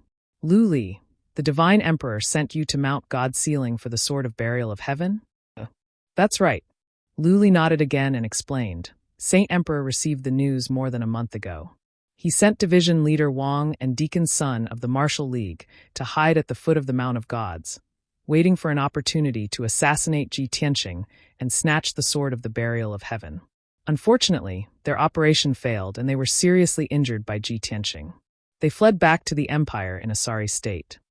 Jiang Ningxue was shocked once again. Her eyes were filled with disbelief. How is this possible? Those two were crossing Calamity Realm experts. How could they be injured by Ji Tianqing? I've seen Ji Tianqing before. He's clearly only at the 5th Firmament Essence Soul Realm. Could it be that the might of the burial of heaven's sword injured Division Leader Wang and Deacon Sun? Exactly. Luli nodded slightly and said solemnly, "The burial of heaven is the #1 sword in the world. Its might is unparalleled. Anyone who can obtain it can find Kenshin's tomb and obtain Kenshin's supreme techniques and inheritance. Not only can they become a god of war expert, they can even break through the shackles of heaven and earth and ascend to the upper world. Therefore, the Divine Emperor gave a death order to obtain the sword of the burial of heaven at all costs. For this, we can pay any price." Jiang Ningxue looked at him deeply and nodded. "Luli, I know you have great ambitions. I also believe that you will become an unparalleled expert. Since you have the Divine Emperor's order, I will do my best to help you achieve your wish." Luli was touched. He reached out to hold her white and tender hands, nodded and said, "Schwerer, I know how you feel about me. If I can achieve my wish and successfully obtain the sword of the burial of heaven, I can help Father break through to the god of war realm and become the 4th god of war in the world. In the future, I will also become the new Divine Emperor. By then, I will not let you down." Jiang Ningxue's glamorous face blushed slightly. Her eyes flickered with a hint of gratitude. Her bashful and timid look was even more beautiful than before, and it was enough to make one's heart drunk. But soon she calmed down and asked Luli, "So, what is your plan? How can I help you?" Luli returned to his normal state. He said seriously, "So far, there are also people from the Empire of White Knight who know the news. They sent out 2 envoys to assassinate Ji Tianqing under the pretext of presenting the books as a tribute. Even though their plan failed, I believe that people from the Empire of White Knight will not give up. They will think of other ways. Therefore, we must make it quick and get the sword of the burial of heaven as soon as possible in case of any undue delay. I have begged the Chief Guardian to transfer Ji Tianqing to the Hall of Tranquility. He is currently living in the hall. When the news spreads out, all the geniuses from different countries will understand that I am trying to win over Ji Tianqing, and Ji Tianqing will accept it. This will not only drive a wedge between Ji Tianqing and the Empire of Chu Yun, but also make it easier for me to carry out my plan." Jiang Ningxue nodded and said, "During the worship ceremony, I have secretly observed that the geniuses of the Empire of Chu Yun are not friendly to Ji Tianqing. Apart from a guy called Endless Void who is friends with Ji Tianqing, the others seem to be hostile to him. Now that Ji Tianqing has come to the Hall of Tranquility, people from the Empire of Chu Yun will definitely work together to deal with him." Luli nodded with a smile and continued, "Driving a wedge between him and the Empire of Chu Yun is only the first step of the plan. The second step is to get close to Ji Tianqing and find out where the sword of the burial of heaven is hidden. Schwerer, I need your help on this matter. Ji Tianqing has a good impression of you. He seems to like you. I will arrange for you to stay with him, so that you can get closer to him." "What?" Jiang Ningxue was stunned. She stared at Lu Li with her eyes wide open in disbelief. Her pretty face turned pale. Her eyes were filled with shock and disappointment. She could not believe that the crown prince, who was graceful and gentle as jade in her mind, would say something like this. "Lu Li, you know that my heart belongs only to you. You want to send me to another man in order to complete the mission of the Holy Emperor? How can you do this?" Jiang Ningxue's heart was filled with shame and disappointment. Her body was trembling. She stared at Lu Li as if she was trying to see through him. Lu Li did not feel embarrassed. He held her soft hands and explained in a gentle tone, "Schwerer, of course, I don't have the heart to hurt you, let alone give you away. But I am doing this for the sake of the big picture. Moreover, I've already tested Ji Tianxing. Although he's a cunning and scheming person, I've already tested him. But he is not a wretched and obscene person. He is a decent gentleman. He will not be rude to you. Schwerer, for the sake of me and the future of the Empire of Thousand Snow, please bear with it for the time being." Lu Li looked at Jiang Ningxue with sincerity. His tone was sincere as well. Jiang Ningxue looked at him in silence. Her eyes kept changing. Many complicated thoughts flashed through her mind. After a long while, she put on a bitter sneer, nodded and said, "You are the man I love. You are the son of the Holy Emperor. Fine, I'll agree to your request." Chapter 1525. Early the next morning, the sun had just risen. Ji Tianxing changed into a white robe with patterns of stars and clouds and a jade crown with the help of maids. After washing his face and rinsing his mouth, he walked out of the room and stood under the eaves of the door, observing the situation in the house. This was a yard in the depth of the palace. It was built in a magnificent manner, and the environment was quiet and elegant. There were guards on all the roads and gates. There were more than a dozen young and beautiful maids in the hall. Lu Li is so sincere. Keeping me in the Hall of Tranquility is just the first step. He must have other plans and means. Ji Tianxing thought to himself. A glint of coldness rose in his eyes. Right at that moment, a crisp and pleasant voice of a lady came from next to him. "Young Master Ji, how come you are in the mood to watch the sunrise so early in the morning?" Hearing the voice, Ji Tianxing turned to the right. He saw a slim and graceful figure in a white dress standing under the eaves of the corridor. It was a young lady of about 20 years old. She was pure and beautiful. Her eyebrows were like mountains and her eyes were as clear as water. She was wearing a simple but elegant white dress and a pair of hairpins. She was dignified and graceful. She was a rare beauty. Ji Tianxing recognized her at once. She was the #1 genius of the Empire of Thousand Snow, Jiang Ningxue. Ji Tianxing was surprised. He raised his eyebrows and asked, "Jiang Ningxue? What are you doing here?" Jiang Ningxue put on a gentle smile. She walked to him and said in a gentle voice, "Young Master Ji, have you forgotten? I am a citizen of the Empire of Thousand Snow. Now that the Crown Prince has come to the Mount of Gods to pay his respects, I must come to pay my respects to him. Before the Crown Prince leaves the Mount of Gods, I will stay in the Hall of Tranquility for a few days. Coincidentally, my room is right next to young Master Ji's. Perhaps this is fate?" "Fate?" Ji Tianxing raised his eyebrows and said with a faint smile, "Maybe." He thought to himself, only a fool would believe this is fate. Last night, Lu Li said he wanted to set me up with Jiang Ningxue. This morning, Jiang Ningxue showed up in the room next to mine. How could Lu Li be so obvious? Jiang Ningxue noticed that he seemed to be lost in thought, so she took the initiative to say, "Young Master Ji, this is the first time we've come to Mount God Bestowment. We haven't walked around since we arrived. If young Master Ji doesn't mind, would young Master Ji accompany me for a stroll around the palace and enjoy the scenery?" As if she was afraid that Ji Tianxing would misunderstand, she added, "Early on during the worship ceremony, I paid close attention to you and was curious about you. Now that I finally have the opportunity to come into contact with you, it is my honor to be able to talk to you face to face. How can I refuse a beauty's invitation? Wouldn't it spoil the scenery?" Ji Tianxing nodded calmly and agreed to her request. Thus, the two of them walked side by side, casually strolling around the palace, chatting as they walked. Jiang Ningxue's appearance and temperament were outstanding.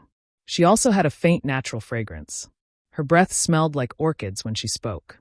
She and Ji Tianxing were close to each other, as if they were a couple who had fallen in love with each other. Her faint fragrance kept teasing Ji Tianxing's heart. If he were an ordinary young man, he would have been tempted by her. Even if he didn't take advantage of her, he would keep glancing at her curvaceous and graceful figure. However, Ji Tianqing remained calm and his eyes were clear. There was not a trace of distracting thoughts in his mind. Soon 2 hours passed.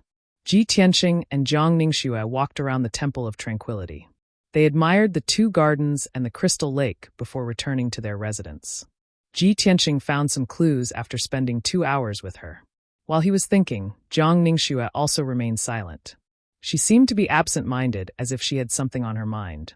Based on Jiang Ningxue's expressions, reactions, and some of her actions, Lu Li could tell that Jiang Ningxue was trying to please him, but in fact, she was resisting him. He immediately understood that Jiang Ningxue didn't want to please him, but she had to compromise because of Lu Li's order. Also, Jiang Ningxue was a dignified and graceful lady, unlike Lu Li, who was cunning and couldn't hide his thoughts and secrets. Understanding this, Ji Tianqing decided to find a chance to test Jiang Ningxue further. The 2 of them returned to their residence and sat down to rest under a 1,000-year-old pine. The maids had already placed all kinds of fruits, pastries, and tea on the stone table under the tree for them to enjoy. Jiang Ningxue sat in a dignified posture, holding a teacup and drinking tea. Ji Tianqing frowned and thought for a moment. Suddenly, he had an idea. He looked at Jiang Ningxue and said with a smile, "Lady Jiang, among the geniuses of the 6 states, you are one of the top 3. I admire you very much. Recently, when I was cultivating my swordsmanship, I encountered some bottlenecks and questions that I couldn't solve. Lady Jiang, please help me to see what is wrong with my swordsmanship and how I can break through the bottleneck." With that said, he took out a black sword from his interspatial ring before waiting for Jiang Ningxue's answer or not. This 1-meter-long black sword had an exquisite and gorgeous design. A lifelike black dragon was coiled around the hilt. The sword was emitting a sharp coldness. Clearly, it was a rare relic weapon in the world. After all, this was the black dragon's sword that the little black dragon had transformed into. Ji Tianqing had just communicated with the little black dragon with his spiritual power and confirmed his plan.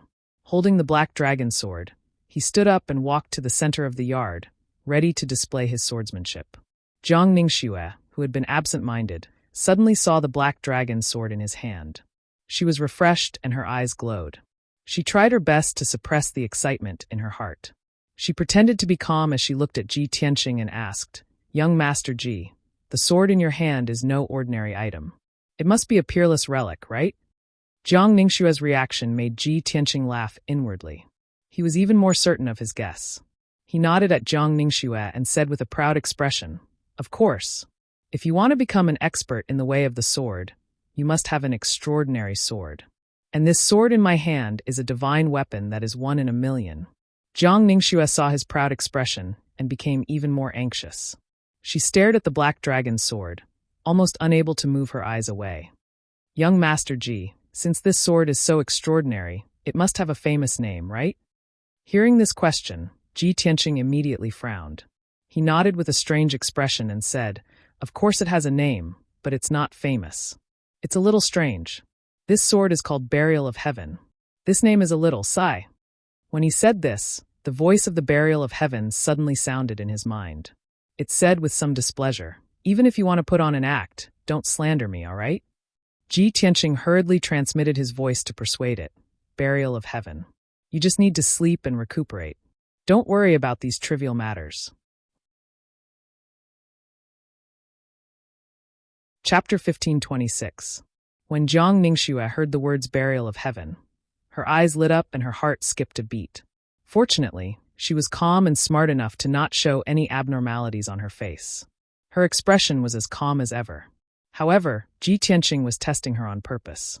He had been observing the changes in her expression the whole time. Of course, he could tell that her emotions were surging and she was quite excited. Jiang Ningxue pretended to be confused and thought for a moment, then said, "Burial of Heaven? This name is a little strange, but it's very domineering. Young Master Ji, can you let me take a look at your Burial of Heaven?" On the surface, it seemed that she had never heard of the Burial of Heaven and was just curious. Ji Tianqing did not hesitate and handed the sword to her without hesitation.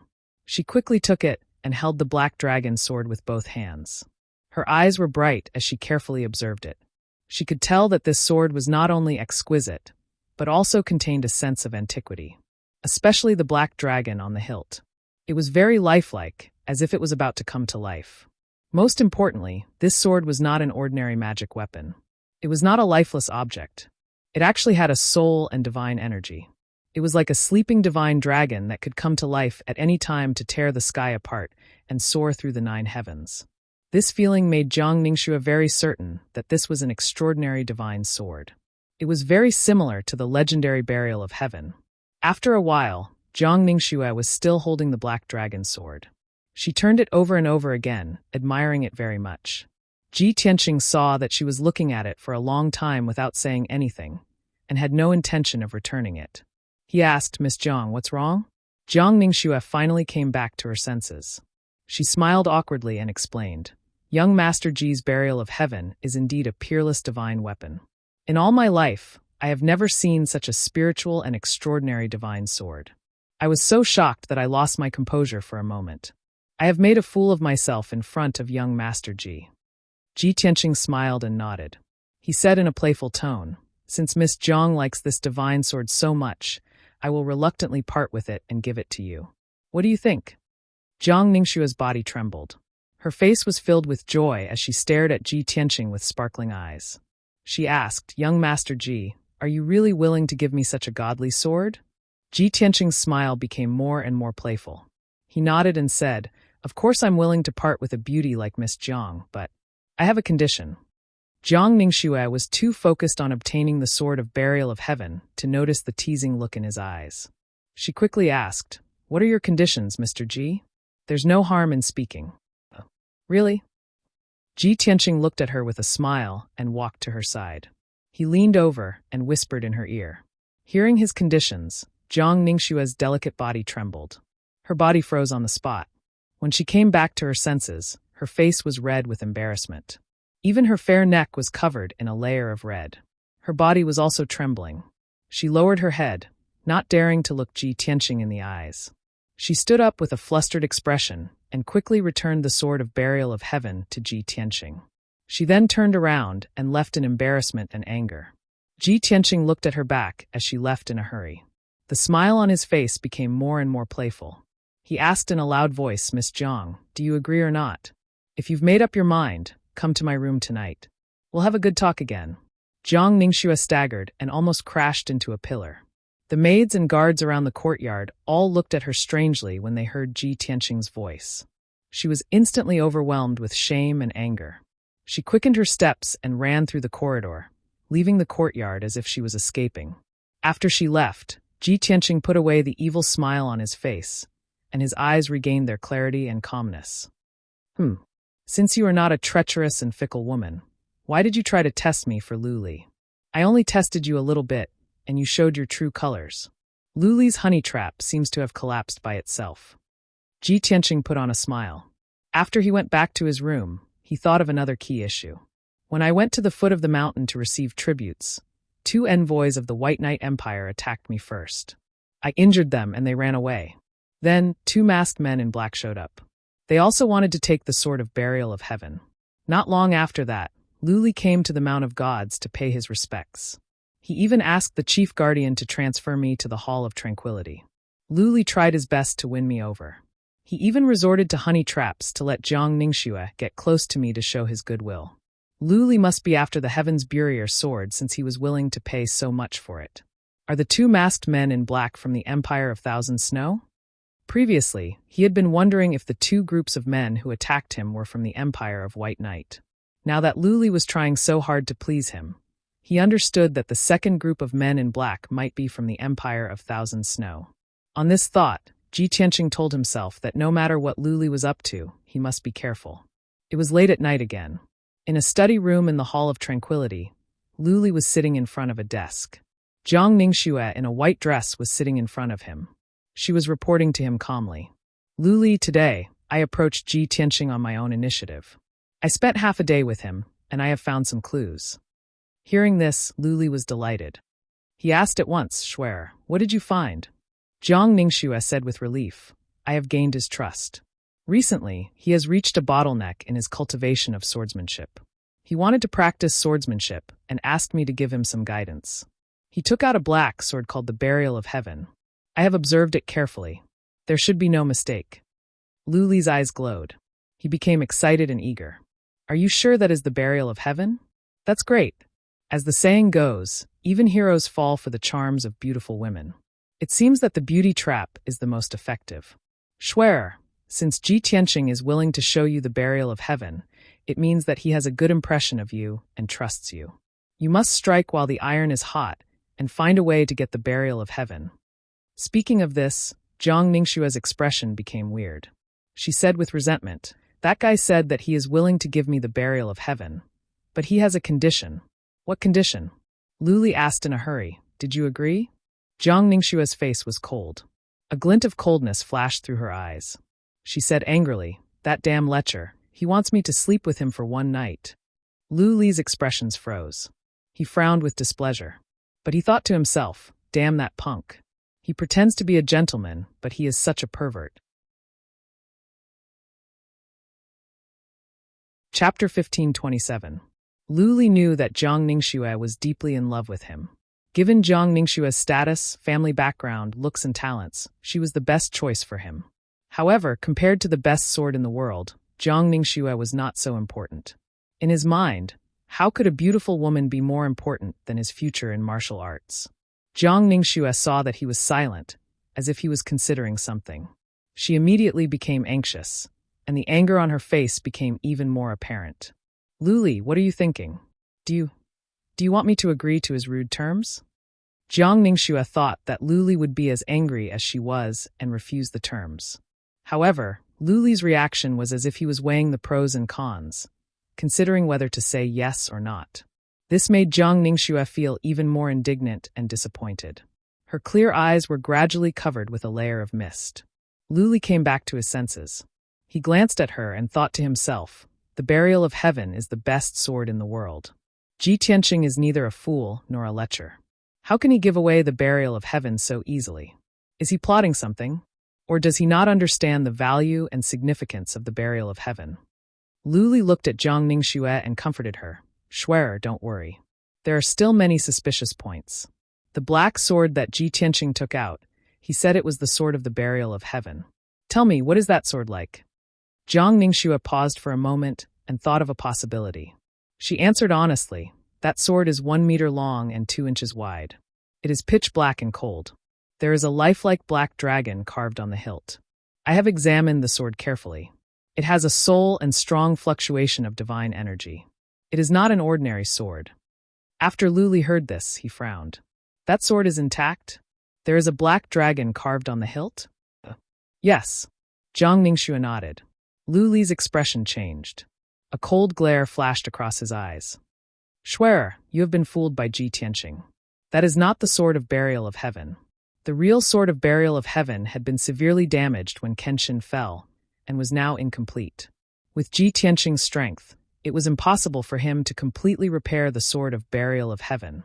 Furthermore, the hilt of the Burial of Heaven doesn't have a black dragon engraved on it. Jiang Ningxue was trembling with anger. Her face turned pale as she felt even more ashamed and furious. Damned lecher, you despicable bastard. He actually used a fake sword to impersonate the sword of the Burial of Heaven and tried to cheat me of my innocence? Lu Li waved his hand and comforted her. Schwerer, don't be so angry. It hasn't happened yet. Jiang Ningxue finally suppressed her hatred and anger. She frowned and asked, if that is not the sword of the Burial of Heaven, why would Ji Tianqing use a fake sword to trick me? Coldness surged in Lu Li's eyes as he said coldly, clearly, Ji Tianqing has become suspicious. He deliberately used a fake sword to impersonate the sword of the Burial of Heaven to test your reaction. Judging from all the signs, that guy is not simple. He must know the value and significance of the sword of the Burial of Heaven. He has become suspicious of our motives. Jiang Ningxue appeared to be worried. She asked, then what should we do? Should I continue to get close to him? Lu Li thought about it and said calmly, of course, you have to stay in the Hall of Tranquility and continue to live next door to him. But you don't have to take the initiative to get close to him. Just let nature take its course.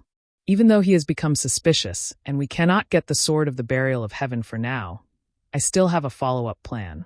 I will take this opportunity to drive a wedge between him and the empire of Chu Yun. I will try my best to rope him into the Empire of Thousand Snow. If my plan works and he can leave the Mount of Gods, then his life will no longer be in his hands. The sword of the burial of heaven will be mine." Hearing this, Jiang Ningxue understood what he meant. Lu Li could not take the sword of the burial of heaven by force on the Mount of Gods. Once Ji Tianqing left the Mount of Gods, Lu Li would not have to hide anymore. He could do whatever he wanted. Then, the two discussed some more matters and decided on their next plan. After about 7 minutes, Jiang Ningxue said goodbye to Lu Li and left the study. 3 days passed before they knew it. During the 3 days, Ji Tianqing had been cultivating in the yard of the Hall of Tranquility. Just as he expected, Jiang Ningxue still lived in the room next to his, but she never came to see him again. Sometimes, when they saw each other, Jiang Ningxue would turn around and leave with a cold face. Anger could be seen between her eyebrows. Ji Tianqing was not surprised by this outcome at all. After all, Jiang Ningxue was a beauty with both talent and beauty. She was not a scheming beauty. Of course, she would not throw herself at Lu Li for a sword. Geniuses had their dignity and pride. However, compared to the quietness of the Hall of Tranquility, the palace where the geniuses of the 6 states lived was bustling with noise and excitement. It was unknown who spread the news, but it spread among the geniuses of the 6 nations. Now, everyone knew that Ji Tianqing had turned to Lu Li, the crown prince of the Empire of Thousand Snow. He was living in the Hall of Tranquility. Lu Li was once a disciple of a god and was highly regarded by the 2 guardians and several envoys. Every few years, Lu Li would go back to the Mount of Gods to pay his respects. He respected his teacher and was very sincere to the immortal master. The geniuses of the various states were talking about how Ji Tianqing could be appreciated and valued by Lu Li. It was like a silver lining at the end of the tunnel. Even if he could not become a disciple of a god in the future, he could be cultivated by Lu Li, and he could do well in the Empire of Thousand Snow.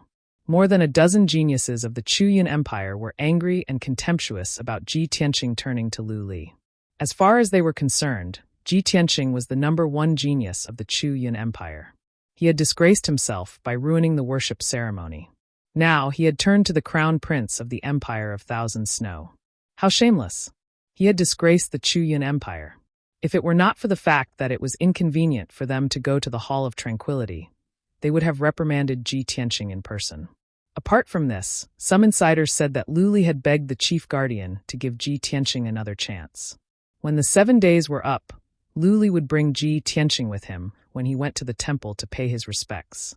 As long as Ji Tianqing bowed to the temple devoutly and repented sincerely, the anger of the chief guardian could be appeased. By that time, Lu Li could put in a good word for Ji Tianqing to the chief guardian. Maybe he could be exempted from punishment. When the geniuses of various states learned about this, they were all criticizing secretly. They were waiting for Lu Li to go to the temple to pay his respects so that they could see Lu Li and Ji Tianqing with their own eyes. Soon, the 7 days were up. Today was the day Lu Li would go to the temple to pay his respects. Early in the morning, the maids and guards in the Hall of Tranquility were busy. There was a hubbub of voices. Chapter 1528. In the Hall of Tranquility. In the spacious yard, more than 40 guards and maids were lined up in neat rows, looking solemn and dignified. They were all elites selected from the honor guard, qualified to accompany Lu Li to the temple to worship the immortal Lord. In addition, Jiang Ningxue and several geniuses of the Thousand Snow Empire were standing in front of the team. Everyone stood in the yard, waiting quietly. Lu Li was not present. At the moment, he was leading Chief Steward Fong to the yard where Ji Tianqing lived. Arriving at the yard, Lu Li stood under the ancient pine in the yard and waited. Chief Steward Fong walked to Ji Tianqing's room and shouted respectfully, "Young Master Ji, the time is up. You should go to the temple with the crown prince." The door was still closed. Ji Tianqing's voice came from inside. "Crown Prince Lu is going to worship the immortal Lord. As a sinner, I will not join in the fun in case there is another disturbance." Hearing this, both Chief Steward Fong and Lu Li frowned. Lu Li waved his hand to signal Chief Steward Fong to leave. He said in person, "Young Master Ji, what do you mean? Didn't we agree on this before? Now that the time is up, you don't want to go. Are you trying to embarrass me on purpose?" As soon as he finished speaking, the door creaked open. Ji Tianqing stepped out and looked at Lu Li with a playful smile. He explained, Crown Prince Lu, you have misunderstood. Since I have promised you, I will not go back on my words. I am just reminding Crown Prince Lu that it is best to think carefully before you make a decision, in case there is another accident.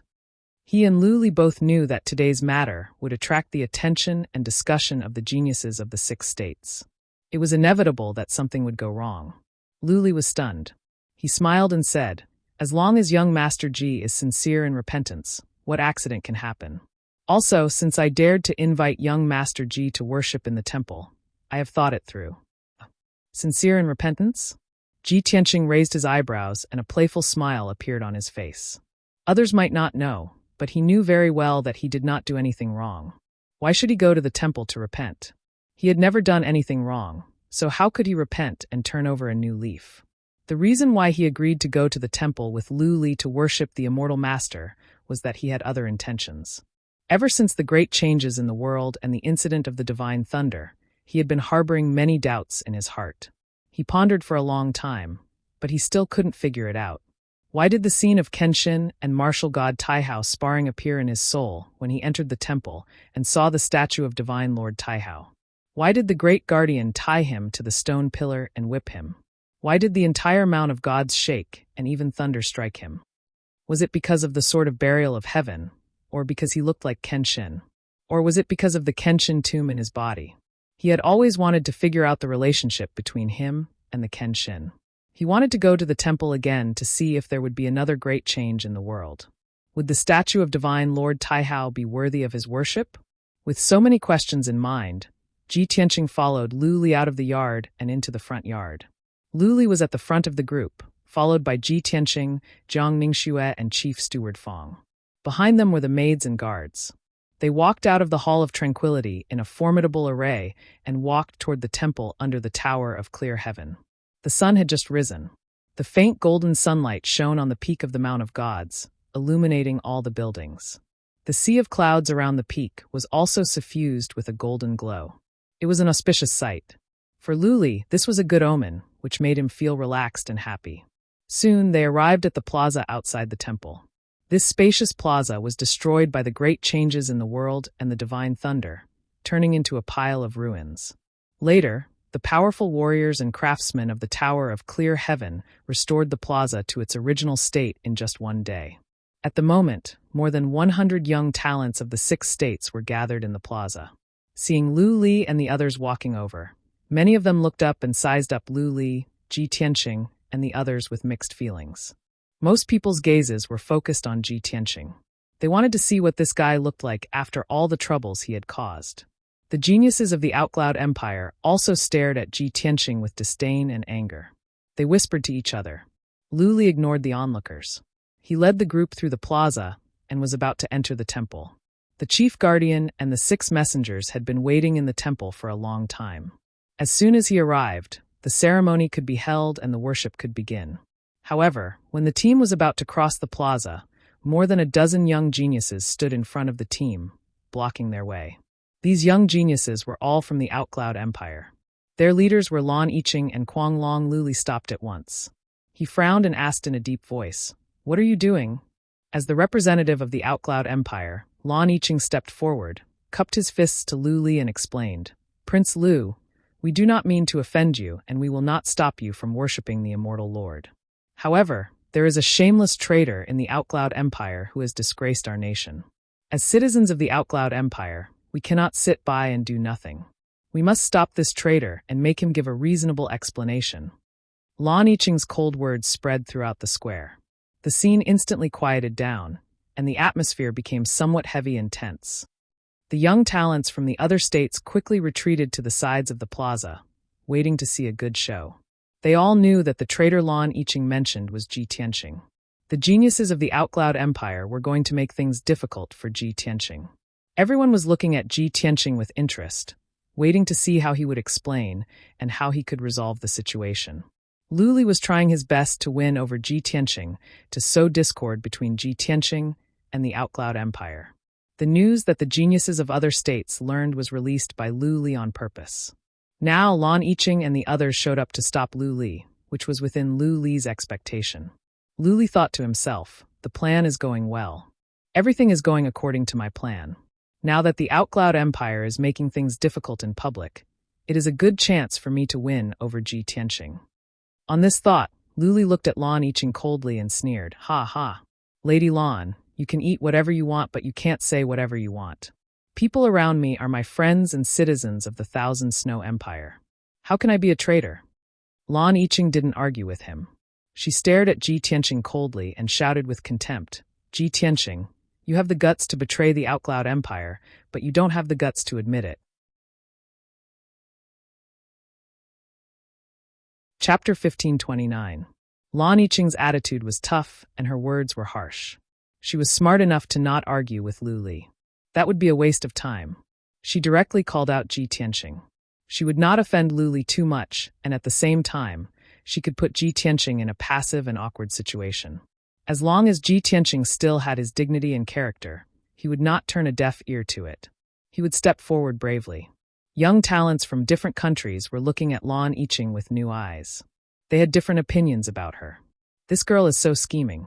Ji Tianqing is going to be embarrassed. This Lan Yiqing is calm and wise. Her means are sharp. She has pointed out the core of the problem. No wonder after Ji Tianqing was punished, she has become the role model of the Chu Yun Empire. We cannot underestimate this girl. We must be careful of her in the future. Lan Yiqing couldn't help but sneer when she saw that people were whispering and pointing at Ji Tianqing. Ji Tianqing, do you think you can turn over a new leaf just because you have Lu Li as your backer? Don't even think about it. I will not let you go to the temple to repent and turn over a new leaf. If you take this chance to please the chief guardian and avoid punishment, you will become my stumbling block in the future." Beside her, Kuang Long and the more than a dozen young talents sneered as well. They looked at Ji Tianqing with contempt. For a moment, Ji Tianqing became the focus of attention. He was pushed to the teeth of the storm. But he had expected that Lan Yiqing and the others would stir up trouble, so he was prepared. He walked out of the crowd calmly and stood in front of Lan Yiqing with a sneer of disdain. "I don't belong to any force. How can I betray you? You should keep the word traitor to yourself." Lan Yiqing and Kuang Long's expressions changed. They frowned and the contempt on their faces grew. "What a shameless guy." Lan Yiqing scolded coldly, "Ji Tianqing, don't forget that you are the #1 genius of the Chu Yun Empire. Now you've sided with the crown prince of the Thousand Snow Empire. If this isn't betrayal, then what is?" Ji Tianqing also frowned and said contemptuously, "Lan Yiqing, are you deaf, or are you out of your mind? I've already made myself clear. Do you still not understand? Although I came to the vast heaven pagoda with the identity of the Outcloud Empire's #1 genius, I'm not a member of the Outcloud Empire. Who I want to be with is my personal matter. What does it have to do with you?" Yi Qingtang thought. "Who the hell are you? Are you qualified to tell me what to do?" The cold and majestic voice spread throughout the entire square. The geniuses from various countries were all shocked as they looked at Ji Tianqing in disbelief. No one would have thought that he would say such arrogant words, and even scold Lan Yiqing so badly. Lan Yiqing was so angry that she glared at him. She pointed at him and said "you" 3 times, but could not find a word to refute. Kuang Long and the other young geniuses were also furious. They looked at Ji Tianqing as if they were going to spit fire. However, like Lan Yiqing, they had seen Ji Tianqing participate in the ranking battle with their own eyes. At that time, Ji Tianqing's style of dress was completely different from the people of the Chu Yun Empire. Even his speech and accent were very awkward. Everyone knew that Ji Tianqing was indeed not a member of the Chu Yun Empire. However, Lan Yiqing was furious. She had not achieved her goal, so how could she back down? She pointed at Ji Tianqing and shouted coldly, "Ji Tianqing, if it weren't for the special care of Saint Emperor Chu Yun, how could you become the #1 genius of the Chu Yun Empire? Now that you want to join the Qianxua Empire, how could you say such heartless words? Saint Emperor Chu Yun will not let you go." Kuang Long and the other young geniuses nodded in agreement while cursing furiously. Ji Tianqing stared at Lan Yiqing coldly and scolded contemptuously. "I became the #1 genius of the Chu Yun Empire because of my strength. I used my real strength to defeat all of you trash, not because of anyone's special care. As for whether the great Emperor Chu Yun will let me go, what does that have to do with you?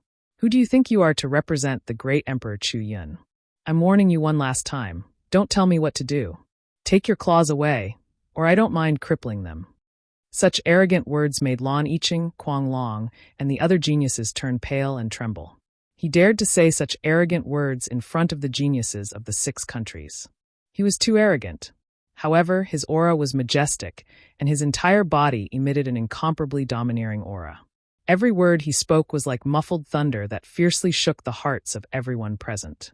Lan Yiqing was shocked and angry. He was so angry that he almost vomited blood. His face was livid.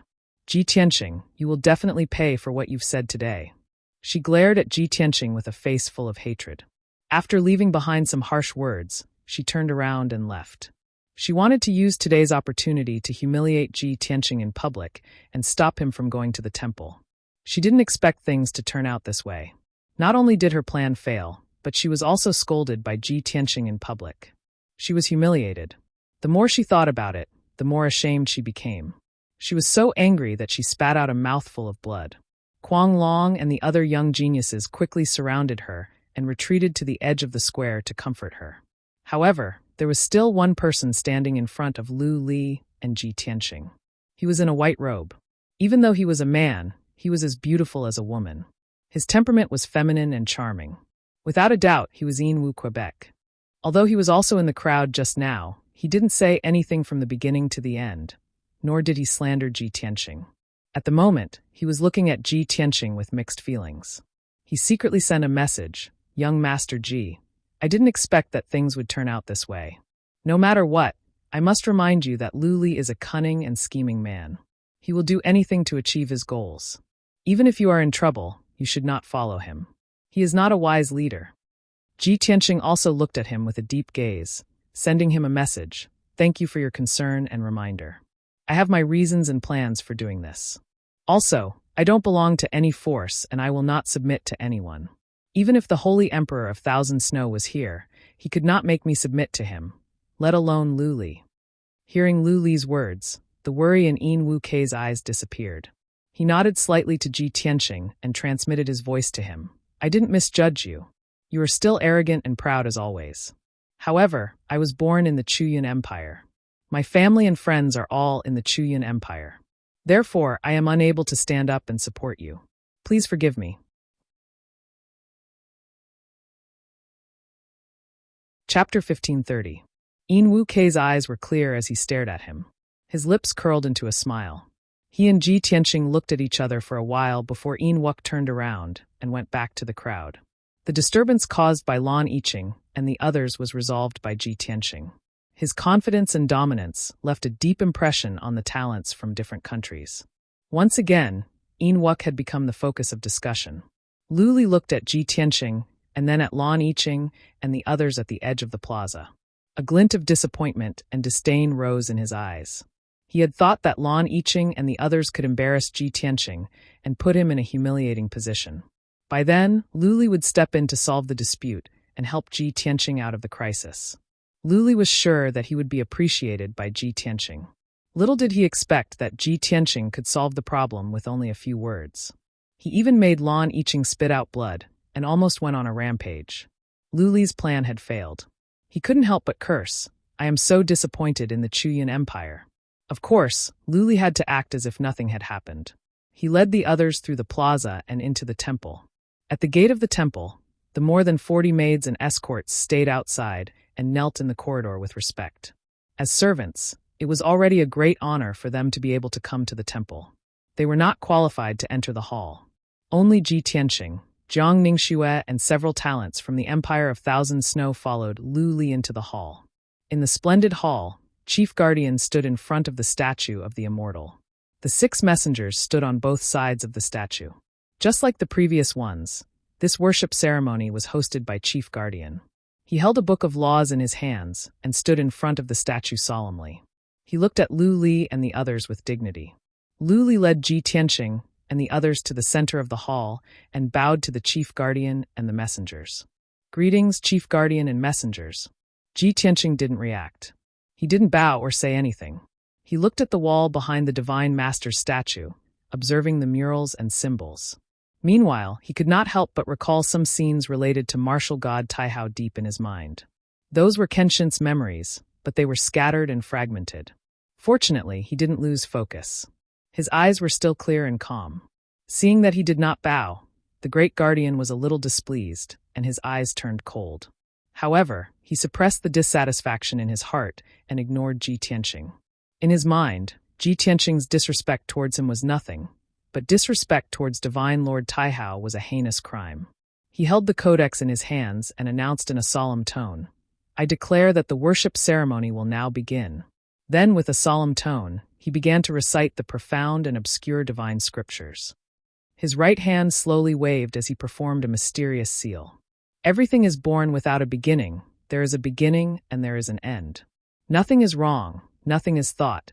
As the solemn voice of the chief guardian echoed in the hall, Luli dropped to his knees with respect and kowtowed to the statue. His expression and posture were full of reverence and devotion. After 3 kowtows, he stood up, took 3 steps forward, and kowtowed 3 more times. Then he walked toward the Divine Master's statue step by step, kneeling every 3 steps and kowtowing every 9 steps. It was truly 3 kneels and 9 kowtows. Jiang Ningxue and the other geniuses of the Empire of Thousand Snow did the same. They knelt and kowtowed to the Divine Master's statue with utmost devotion. Only Ji Tianqing remained standing in the middle of the hall. He neither knelt nor kowtowed. His dignity and pride made it impossible for him to kowtow to the Divine Master's statue like Lu Li and the others. He only bowed to the Divine Master's statue. This was the greatest sincerity he could show. The chief guardian was still reciting the divine scriptures when he saw Ji Tianqing standing out from the crowd. Lu Li, Jiang Ningxue, and the others were all on their knees, but he was the only one standing upright. He was too conspicuous. The chief protector immediately stopped chanting when he saw this. He furrowed his brows as anger surged through his eyes. He never expected that after what happened last time, Ji Tianqing would not learn his lesson. He even dared to offend the Divine Master's dignity. He gave Ji Tianqing a chance to turn over a new leaf for Lu Li's sake. He never expected that Ji Tianqing would still have such an attitude. How could he not be angry? Ji Tianqing, I have shown you mercy and given you a chance to come to the temple to worship and repent. How dare you not kneel? The chief guardian glared at Ji Tianqing and scolded him coldly. The messengers, Lu Li, and the others were all startled. They all turned to Ji Tianqing. Everyone stared at him with shocked and puzzled expressions. Nobody could understand why this guy refused to repent. The statue enshrined in the temple was the supreme martial god Taihao. Was this guy stupid? Why wouldn't he kneel and worship the Divine Master's statue? If someone's attitude was pious, they might be able to gain the Divine Master's favor and receive the Divine Master's enlightenment and rewards. At this moment, a sudden cry of surprise broke the silence of the temple. Heavens! Everyone look! The Divine Master's statue is showing an oracle. Hearing this, everyone was taken aback. Their eyes were dazed and they could not react in time. A moment later, everyone came to their senses and turned to look at the Divine Master's statue. The majestic and dignified Divine Master's statue lit up with a dazzling golden light. It was incomparably sacred. On the pedestal at the foot of the statue was a white jade slab, 2 meters wide and 10 meters long. It also lit up with a white light. This jade slab was part of the pedestal and was used for decoration and embellishment. At the same time, this jade slab was a piece of divine jade that could communicate with the Divine Master. It had a special function, which was to show the Divine Master's oracle. When a peerless expert or genius worshipped the Divine Master's statue, if they could gain the Divine Master's favor, the jade slab would light up and show different oracles. Some oracles were to enlighten believers. Some oracles were to give orders. For nearly 1,000 years, only a few people received oracles when they worshipped the Divine Master's statue. Those few people were the saint emperors of several large empires and the great protector of the past. Back then, the great protector was also a peerless genius of his generation. With his abyss body, his name shook the world. When he worshipped the Divine Master's statue, he gained the Divine Master's favor and triggered an oracle. Later, he was nurtured into a warrior saint expert and was highly regarded by the Divine Master. He was appointed as the great protector of the clear heaven pagoda. Now the oracle had come again. The great protector, the 6 messengers, Lu Li, Jiang Ningxue, and the others all showed excited expressions. Lu Li, in particular, was so excited that his face was flushed. He hurriedly kowtowed 9 times to the Divine Master's statue and laughed excitedly. Chapter 1531. Everyone understood that a person that could trigger an oracle must have received the Master of God's favor and attention. Such a person would either be a powerful warrior like the 6 holy emperors, or a peerless genius that could become a powerful warrior of the holy emperor level in the future. Today was the day that Lu Li paid homage to the Master of God. Not only was Lu Li devoted to the Master of God, but he was also a gifted warrior. Almost everyone was convinced that the oracle was given to Lu Li by the Master of God. The several messengers were looking at Lu Li with gratification and applauding him. This is great. Lu Li's devotion has moved the Master of God. For decades, we have seen with our own eyes that Lu Li would come back to pay homage to the Master of God every 2 years to thank the Master of God for his cultivation. He deserves it. When Lu Li was still an apprentice, we all thought highly of him and believed that he would achieve great things in the future. It seems that we are right. Right. The Master of God has given us an oracle. This is his acknowledgement of Lu Li. Chief Guardian was so happy that he even forgot about Ji Tianqing's disrespect to the Master of God. Looking at Lu Li with glowing eyes, Chief Guardian exclaimed, "Lu Li, I have always seen your talent and your devotion to the Master of God, and I approve of it. Now, you have finally won the Master of God's favor, and the oracle is here. You have achieved something. I am happy for you, and I am proud of you." Lu Li had become the center of attention. Being praised by the Chief Guardian and several messengers, he was so excited that his heart was pounding. He had been waiting for this day for hundreds of years. In order to win the Master of God's favor, he had done everything he could. Now his wish had finally come true. He was so happy and excited that he almost jumped to his feet. That being said, he tried his best to suppress his excitement. He remained humble and courteous.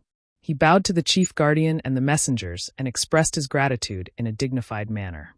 Jiang Ningxue and the other geniuses of the Empire of Thousand Snow were looking at Lu Li with admiration and admiration. For them, this was a dream that was out of their reach. They were excited and proud that Lu Li had been acknowledged by the Master of God. However, right when everyone was filled with excitement and revelry, a voice that was filled with bewilderment resounded once more in the hall. Why is the Divine Master's oracle a little strange? The hall instantly quieted down. Everyone stopped smiling and turned to look at Lin Dowie. He was the first one to notice the arrival of the oracle. Now it was him again. After carefully examining the oracle, he asked this question. Everyone looked at the jade slab at the base of the statue. On the white jade slab, there were 2 lines of golden words. When I first entered the conferred God's land, I was struck by lightning from the 9 heavens. When the day comes, I'll break the secrets of heaven with a single sword. The years passed without a trace, the affairs of the world reincarnated into another epoch. Even now, I still think of the 9 heavens beyond, destroying the Milky Way and breaking space-time with my palm. Previously, when everyone saw the white light flickering on the jade board, they only knew that the Divine Lord's oracle had arrived. Because of this, they cheered and jumped for joy. No one carefully read the contents of the oracle. Now they stared at the 2 lines of words. After reading it 2 or 3 times, they all frowned in confusion. Not only did the Chief Guardian and the 6 emissaries find it strange, but even Jiang Ningxue and the several geniuses of the Empire of Thousand Snow were suspicious. They secretly observed Lu Li's expression. Lu Li stared at the 2 lines of golden words. The excitement and ecstasy in his heart disappeared without a trace. He was filled with confusion, disappointment, and unwillingness. He pressed his lips together and said nothing. Anyone could see that the first sentence of the oracle excluded Lu Li from the list. When he first entered the conferred God's land, he was struck by lightning from the 9 heavens. This clearly meant that the one favored by the Divine Lord had just entered the Mount of Conferred Gods, and he had attracted lightning from the 9 heavens. When the day comes, I'll break the secrets of heaven with a single sword. This implied that the Divine Lord thought highly of this person. This person was talented and had unlimited potential. In the future, he would become a powerful warrior who could break the secrets of heaven with a single sword. As for the second paragraph, no one could understand it. For example, the words time of ages, reincarnation after reincarnation, beyond the 9 heavens, destroy galaxies, and break time and space were even more confusing. The Divine Lord's oracle was strange. No one knew who it was referring to. The Chief Guardian, the 6 emissaries, Lu Li and the others were all silent. They frowned and discussed in confusion. Ji Tianqing was the only one in the hall. After a moment of thought, he put on a smile. He put his hands behind his back and stared at the statue of the Divine Lord with glowing eyes. He murmured to himself, "It seems that the changes in heaven and earth and the thunderbolts were not coincidences. Martial God Taihao has sensed my existence, and he thinks that I am Kenshin. That is why he sent down this oracle. Time of ages left no trace. Reincarnation after reincarnation. Even now, he still thinks about beyond the 9 heavens, destroying galaxies and breaking time and space. Martial God Taihao is talking about Kenshin, isn't he? Or perhaps he intentionally said these words in order to test if I'm the reincarnation of the Sword God." Thinking of this, he finally understood the reason for the disturbance. The smile on his face grew wider. The chief guardian and the 6 emissaries were discussing telepathically, trying to figure out the meaning of the oracle. Suddenly, he glanced at Ji Tianqing. Seeing Ji Tianqing's smiling face, the chief guardian frowned and shouted, "Ji Tianqing, what are you laughing at? This is a sacred temple. How dare you be disrespectful to the Divine Lord?" The cold and angry shout interrupted everyone's thoughts. Everyone's gazes gathered on Ji Tianqing. Ji Tianqing did not restrain himself. Instead, the smile on his face grew wider. He said in a playful tone, "I am laughing at someone who thinks he is infallible and misinterprets the Divine Lord's oracle. Making such a joke is disrespectful to the Divine Lord, isn't it?" The chief guardian was rendered speechless. His old face turned red, but he maintained his dignified look and shouted, "The Divine Lord's oracle is of course unfathomable and contains heaven's secrets. It is normal that mortals like us cannot understand it. How can it be a joke?" Ji Tianqing stared at him and said with a smile, "Everyone is cheering and celebrating before they can see the oracle clearly. What is this if not a joke?" The chief guardian and the emissaries blushed at the sarcasm. They were embarrassed and ashamed. Lu Li, Jiang Ningxue, and the others were so ashamed that they wished they could find a hole to hide in. Seeing that the chief guardian was speechless, Ji Tianqing continued, "Is the oracle really that hard to understand? I don't think so. Just entering the apotheosized land and being struck by lightning. Ha ha." He sneered and glanced at the chief guardian and the emissaries. Then he turned around and walked out of the hall. Everyone looked at his back and suddenly thought of something. Their expressions changed drastically. Lin Daoi exclaimed in disbelief, "I understand now. The oracle is talking about Ji Tianqing." Chapter 1532. Even if Lin Daoi did not remind, the majority of the people present also guessed the answer. That Divine Master's oracle was absolutely not bestowed to Lu Li. It was talking about precisely Ji Tianqing. After all, there was a sentence in the oracle: "First enter God's sealing mountain, be struck by divine lightning of the 9 heavens." Looking at the past 1,000 years, only Ji Tianqing alone could cause such a commotion. It was just that everyone subconsciously believed that Ji Tianqing had offended the Divine Master's majesty before. He was still a sinner right now. How could he possibly obtain the Divine Master's oracle? When the oracle descended, everyone's first reaction was Lu Li and would not consider Ji Tianqing at all. This was simply too preposterous. But the oracle still appeared clearly on the jade tablet. Who dared to question the Divine Master's oracle? The expressions of the chief protector and the few divine envoys all became very complicated. Before this, they did not take Ji Tianqing seriously, and even somewhat loathed and hated him. In terms of strength, this guy could not rank in the top 5. In terms of talent, this guy was also very ordinary. Yet, this guy was arrogant and conceited, triggering a huge change in heaven and earth, causing God's sealing mountain to tremble and nearly causing a catastrophe. If not for Jiu coming forward to protect him, the chief protector would have long expelled him from the vast heaven pagoda. But now, this guy just bowed to the Divine Master's statue and obtained the Divine Master's favor, even showing the oracle. This was simply too inconceivable, too dreamy. The few divine envoys stared at the oracle and were still whispering to each other, discussing the meaning of the oracle.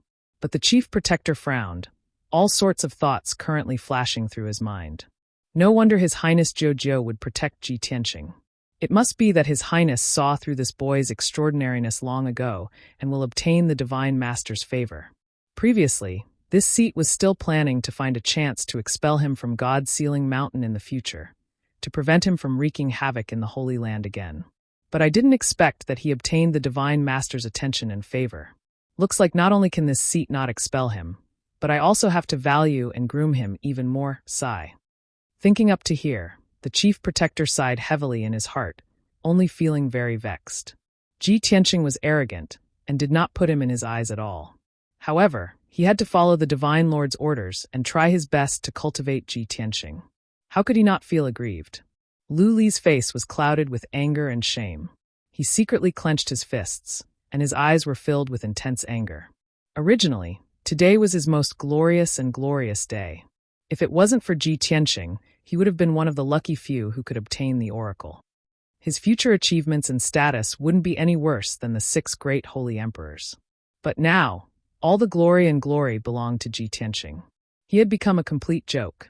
Ji Tianqing, you damned beast, this sovereign will definitely kill you and tear you to pieces. The incomparable humiliation and anger made him determined that as long as he had the chance, he would make Ji Tianqing die without a burial place. At the same time, in the square outside the temple, the geniuses from various countries hadn't left yet. They were gathered under a huge stone tablet, discussing excitedly. Just now, the black stone tablet that was more than 1,000 feet tall lit up with a dazzling white light, revealing 2 lines of golden words. The sudden change caused everyone to be filled with shock. They only felt that it was inconceivable. Some of the more knowledgeable geniuses immediately understood the meaning of the golden words and cheered excitedly. Oh my God! An oracle has come. This is incredible. Lu Li went to the Divine Lord today and was favored by the Divine Lord. An oracle has come. The exclamations and shouts of several young geniuses spread across the square. Like a stone that stirred up 1,000 ripples, the geniuses from various countries immediately understood that the golden words on the huge stone tablet were the legendary oracle. Everyone swarmed over and surrounded the stone tablet. They raised their heads to look at the dazzling golden oracle and let out cries of surprise as they discussed among themselves. This is incredible. I am lucky enough to see the oracle with my own eyes. I have heard a long time ago that only the emperors of various countries and the great guardians could receive the oracle when they went to the Divine Lord. I can't believe that Lu Li got one as well. I read in a book that in the past 1,000 years, only 4 people had received the oracle when they went to the temple to worship. Lu Li was once an apprentice and a talented martial arts genius. Every couple of years, he would come to the temple to worship. His pious worship must have moved the Divine Lord. That's why the Divine Lord cherished talents and gave him the oracle. Now Lu Li is going to be famous in all the 6 countries. He can be favored by the Divine Lord. In the future, he will be as successful as the holy emperors of various countries. Everyone's faces were filled with excitement, as well as intense envy and jealousy. Just as everyone was discussing animatedly, someone suddenly let out a cry of surprise. Look, why is that guy coming out? Many young geniuses turned to the gate of the temple. They saw a handsome man in a white robe walking out of the temple. Everyone was not unfamiliar with him and recognized him immediately. He was Ji Tianqing. Instantly, the gazes of the geniuses from various countries were gathered on him, revealing playful and mocking sneers. Strange, the worship ceremony is not over yet. Why did this kid come out in advance? Humph, the worship is not over and he dares to leave rashly. This is a great disrespect to the Divine Lord. Ji Tianqing is really unrepentant. Last time, he caused such a big disturbance. Today, he is disrespectful to the Divine Lord. I'm afraid he will be expelled from the vast heaven pagoda soon. Lu Li brought him to worship the Divine Lord. But when Lu Li got the oracle, he left in advance. How can the gap between people be so big? Lu Li is a dragon that soars in the 9 heavens, and this kid is a worm in the mud. What is he? How can he be mentioned in the same breath as Lu Li? The geniuses from all over the world were discussing without restraint. They were all gloating and laughing without restraint. Among the crowd, Lan Yiqing, Guanglong, and the geniuses from the Rising Cloud Empire stared at Ji Tianqing, smiling happily as if their hatred had been vented. Ha ha ha! Ji Tianqing must be kicked out. Right. He is disrespectful to the Divine Lord. He has no right to enter the temple to worship. It is only natural that he is kicked out. It is funny that this guy wants to ride on Lu Li's coattails. Lu Li got the oracle and soared while he ran away with his tail between his legs. How ironic. Of all the people present, the ones from the Rising Cloud Empire were the happiest to see Ji Tianqing. As far as they were concerned, the more humiliated Ji Tianqing was, the more satisfied they would be. In the time for 10 breaths, Ji Tianqing walked across the plaza and arrived in front of the crowd. He glanced at the oracle on the stone tablet. He wanted to leave and go back to the vast heaven pagoda. However, the geniuses from various countries did not shy away from laughing and talking about him with contempt.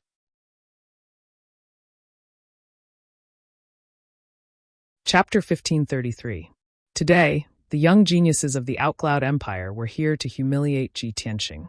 Lan Yiqing had led the young geniuses to stop Ji Tianqing from going to the temple to worship. Instead, Ji Tianqing was angered to the point of vomiting blood. Now that Ji Tianqing had been kicked out of the temple, she would not let go of this chance to humiliate Ji Tianqing. The young geniuses stood in a row in front of Ji Tianqing. Ji Tianqing stopped.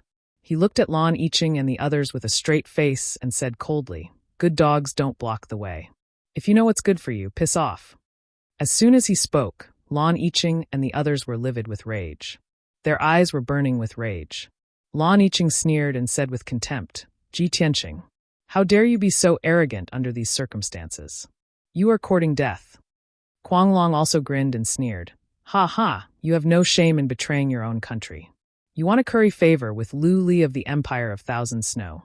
You are willing to be his lackey. What is the result? He worships the immortal Lord and is favored by the immortal Lord. Now you are kicked out of the temple. You don't even have the right to worship the immortal Lord." Ji Tianqing's eyes grew cold. There was a glint of coldness in his eyes. He put on a meaningful sneer. He glanced over to Kuang Long, Lan Yiqing, and the young geniuses of the Outcloud Empire, and said in a low voice, "You think the immortal Lord gave the oracle to Lu Li, and I was kicked out of the temple? So, you bunch of clowns can't wait to jump out and humiliate me?" The young geniuses let out disdainful smirks. "Of course. You're the one humiliating me, you traitor. Ha, ha, ha, at least you know your place. Ji Tianqing, you have been expelled from the Outcloud Empire. You don't deserve to be a citizen of our country. Traitor, kneel down and admit your sins." The geniuses of the Chuyun Empire had the advantage in numbers, and Ji Tianqing had been chased out of the temple. Under such circumstances, the geniuses were naturally arrogant and wanted to take the opportunity to humiliate him, ruthlessly trampling on his dignity in front of the geniuses of the 6 nations. Ji Tianqing suddenly smiled. He was so angry that he laughed. His entire body erupted with soaring battle intent. His incomparably powerful aura was like an invisible mountain that pressed down on everyone. "You bunch of clowns dare to point fingers in front of me? I've already warned you before. Since you insist on seeking death, I'll grant you your wish." He roared with a domineering aura, and his entire body lit up with a golden light that soared into the sky. His body also suddenly grew to a height of more than 10 meters, turning into a majestic giant. "All of you get down." Amidst his furious roar, he suddenly waved his palms and fiercely slapped at the 3 young geniuses in front of him. Heaven-seizing palm. The 3 of them were sneering and mocking him when suddenly 2 giant golden palms descended from the sky with a force that could destroy heaven and earth. The 3 of them instantly froze, and their eyes widened in horror. They had never imagined that Ji Tianqing would actually be so arrogant, attacking at the slightest disagreement. The power of the giant golden palms was too terrifying, and the speed of the attack was also extremely fast. Before they could react, they were hit by the giant golden palms. Bam! Bam! A deafening muffled sound suddenly exploded in the square. 2 giant pits were formed on the hard and sturdy stone ground. The 3 young geniuses of the Chuyun Empire were lying in the ruins, covered in blood, and had already fainted. The sudden upheaval left everyone in the square dumbfounded. The geniuses of the various nations had an incredulous expression as they looked at Ji Tianqing with astonishment and exclaimed, "Oh my God, is this guy crazy? He wants to become enemies with more than 10 geniuses of the Chuyun Empire? He actually dares to injure other geniuses outside the temple? He's really lawless. This guy is finished. No one dares to cause trouble on Mount God Bestowment. He's dead meat. Haha, the people of the Chuyun Empire are actually fighting among themselves outside the temple. What a joke." The young geniuses of the various nations quickly retreated to the edge of the square and watched the battle calmly, as if they were waiting for a good show. Song Zhanyu, who was in the crowd, stared deeply at Ji Tianqing and sneered. "Humph, this guy is really arrogant. He actually dares to fight more than 10 young geniuses in front of everyone. That's good. I can see how strong he is. Perhaps he will even use the legendary sort of burial of heaven. At the same time, Lan Yiqing, Kuang Long, and the others, who were inexplicably shocked, finally came to their senses. They looked at the deep pit in front of them and their 3 companions at the bottom of the pit. They were instantly furious and roared angrily. Ji Tianqing, how dare you make a move outside the divine hall? You traitor! How dare you attack your own countrymen? You're heartless. Ji Tianqing, don't blame us for bullying you because we outnumber you. Today, we're going to clean up the Chuyan Empire and teach you a lesson. Lan Yiqing, Kuang Long, and the others were shocked and angry at first. After they calmed down, they were overjoyed. Everyone saw that Ji Tianqing had started the fight. If they joined forces to fight back and beat Ji Tianqing half to death and destroy his cultivation, it would be reasonable. They would not be punished. This was the best chance for them to take revenge and destroy Ji Tianqing. At this thought, Lan Yiqing, Kuang Long, and the others all used their secret skills and attacked Ji Tianqing with all their might. Ji Tianqing was not afraid. He sneered disdainfully, a bunch of trash. I said I would beat you up. Do I have to pick a time? As he said that, he swung his fists again and used his ultimate move to attack the 2 young geniuses not far away. Star-shattering fist. The 2 young geniuses were Kuang Long's fans. They had been following Kuang Long and were very arrogant. They had been cursing him. However, the 2 of them were only at the 4th level of the primordial spirit realm. Before they could defend themselves, the 2 balls of dazzling golden fist radiance had already struck the 2 of them. Bam! Bam! With 2 dull thuds, the 2 young geniuses were sent flying. Blood spurted out of their orifices as they landed 1,000 feet away. The 2 young geniuses smashed into the edge of the square. After they landed, they fell unconscious and did not get up again. At this time, Lan Yiqing, Kuang Long, and the 6 young geniuses all used their powerful ultimate moves to attack Ji Tianqing. Pillars of fire, ice blades, and sword radiance of various colors, as well as the radiance of spells that covered the sky, fell from the sky and enveloped Ji Tianqing. The area within a radius of 3,000 meters was instantly transformed into a colorful and dazzling world. Ji Tianqing's figure was about to be drowned by the various spells. At this critical moment, Ji Tianqing was fearless even though he was facing 8 opponents alone. Golden light flashed behind him, and a pair of golden wings appeared.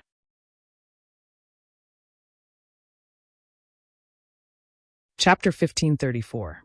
Bam! Bam! Bam! Bam! Bam! At that moment, Lan Yiqing, Kuang Long, and the others all sneered, as if they had succeeded. Cold, sinister smiles hung on the corners of their lips. The geniuses from the various countries had mixed feelings. Some felt sorry for Bam. Others were gloating. Most of them were certain that Ji Tianqing would not be able to withstand the combined attacks of the 8 geniuses. Even a genius at the 6th level of the primordial soul realm would be killed on the spot, let alone his 5th level of the primordial soul realm. Everyone was dumbfounded. They could not believe what they had seen. He saw that the square with a radius of 3,000 meters had become a fragmented ruin. Several huge deep pits had appeared, and the surroundings were covered with cracks like a spider web.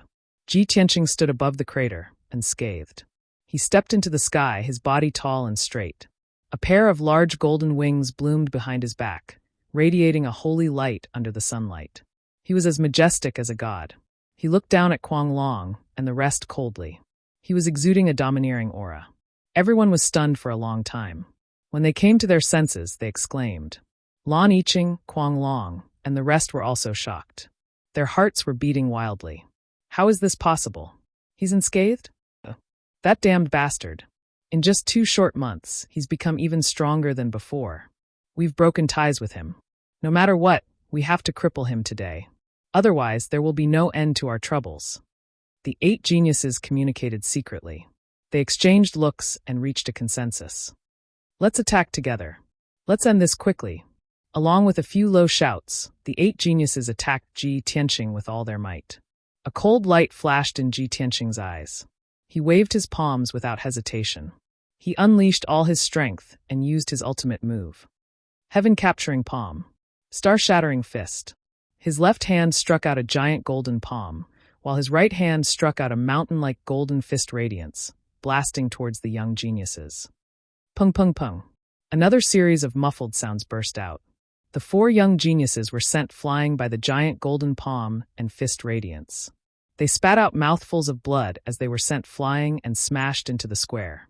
These four people were the same as the previous five. They could not withstand a single blow from him and were severely injured on the spot. Such a powerful and invincible strength shocked all the geniuses of the various countries, causing them to reveal a look of deep shock. Following that, Ji Tianqing used the divine concealment step, maintaining his stealth state as he quietly rushed to the side of the two young geniuses. Bang bang! With a punch and a palm, he sent the two young geniuses flying and landed in a corner of the square. Their chests and abdomens caved in, and blood spurted out from their noses and mouths. After falling to the ground, they struggled a few times, but failed to get up. At this point, he had already defeated 11 young geniuses. Only Lan Yiqing and Kuang Long were left. They were still using their ultimate techniques to fight against him. Only the two of you are left. Even though you have lost to me, I don't mind trampling on you one more time. Ji Tianqing shouted in a dignified tone, emitting a powerful aura. With that said, he was about to use his secret skill to crush Lan Yiqing and Kuang Long. But at this moment, an angry roar like a great bell suddenly exploded in the air above the square. Stop! Everyone turned around. They saw more than a dozen powerful warriors walking out from the gate of the temple. The leader was the chief guardian. He flew over to the square with a gloomy expression. The 6 emissaries followed him and hurried to the square as well. At the end of the group was Lu Li, Jiang Ningxue, and several geniuses of the Empire of Thousand Snow. Clearly, the fight just now was so loud that the chief guardian and the emissaries were alerted. The square quieted down. Nobody said a word. They looked at Ji Tianqing and the chief guardian. Everyone secretly thought that Ji Tianqing was finished this time. The chief guardian would never let him go. Sure enough, the chief guardian looked at Ji Tianqing with a dignified expression and shouted in a deep voice, Ji Tianqing, you guys actually flouted the laws of the vast heaven pagoda and fought outside the temple. How should you be punished? Everyone originally thought that the chief guardian would definitely pin the crime of offending the majesty of the divine master on Ji Tianqing. But the chief guardian did not mention the divine master. He only said that he flouted the laws of the vast heaven pagoda. This made the geniuses of various countries somewhat puzzled. They faintly felt that something was not quite right. Ji Tianqing glanced at the chief guardian expressionlessly and said in a deep voice, Chief Guardian, I suggest you investigate the facts clearly before convicting. The chief guardian froze. Thinking of all the things that happened before, he was somewhat fearful. He frowned and said in a deep voice, Okay, I enforce the law impartially. I never wronged anyone, but I won't be partial to anyone either. Now, you tell me, what in the world is going on here? Ji Tianqing shot a glance at Lan Yiqing and Kuang Long. He said in an indifferent tone, a bunch of mad dogs that bite people indiscriminately. They blocked my path and even wanted to bully me by relying on numbers. Since that's the case, I can only teach them how to behave. The moment these words came out, the geniuses of various countries sucked in a cold breath one after another, revealing looks of shock and astonishment on their faces. My heavens, this guy is simply crazy to the point of defying the laws. Facing the chief guardian's questioning, he still didn't hurry to plead guilty or explain. He's actually so arrogant. Isn't this courting death? Too arrogant. This brat offended the chief guardian once in the first place. Now he has such a vile attitude. He's completely hopeless. Wait and see. He's arrogant for a while now. There'll be time for him to cry right away. Lan Yiqing and Kuang Long were scolded in public by Ji Tianqing.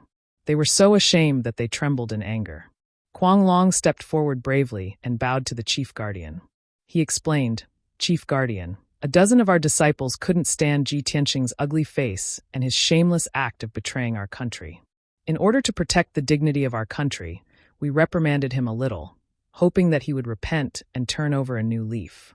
But we didn't expect him to be so arrogant and audacious. He actually dared to fight outside the divine hall and seriously injured 11 of our countrymen until they fainted. Before Kuang Long could finish his words, the chief guardian and the 6 divine messengers' faces changed. Their eyes were filled with deep shock. The chief guardian looked at Ji Tianqing with burning eyes and asked in disbelief, Ji Tianqing, did you really start the fight first? That's right. Ji Tianqing did not bother to explain or lie. He answered expressionlessly. The glint in the chief guardian's eyes intensified. He asked in disbelief. You fought a dozen of them alone? That's right. Ji Tianqing nodded with an indifferent expression. The chief guardian narrowed his eyes immediately. Perilous waves surged in his heart. This brat fought a dozen of them alone and came out unscathed. But he knocked 11 geniuses unconscious? Why didn't the Seat notice that he had such tyrannical strength previously? No wonder this brat has always been arrogant and haughty. No wonder he could cause the Divine Master to send down an oracle. With his strength at the 5th level Essence Spirit Realm, he can reach such terrifying combat strength. He is indeed a rare genius. The few divine messengers exchanged glances and saw the shock in each other's eyes. Previously, they were still trying to figure out the meaning of the oracle. Now they could finally confirm that the oracle was for Ji Tianqing. Kuang Long saw that the chief guardian and divine messengers were silent. He said somewhat anxiously, Chief Guardian, Ji Tianqing turned a deaf ear to the vast Heaven Pagoda's laws and openly fought outside the divine hall.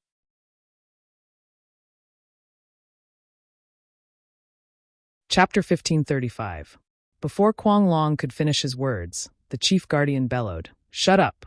I have been in charge of the Haotian Pagoda for hundreds of years. Do I need you to teach me? I dare not.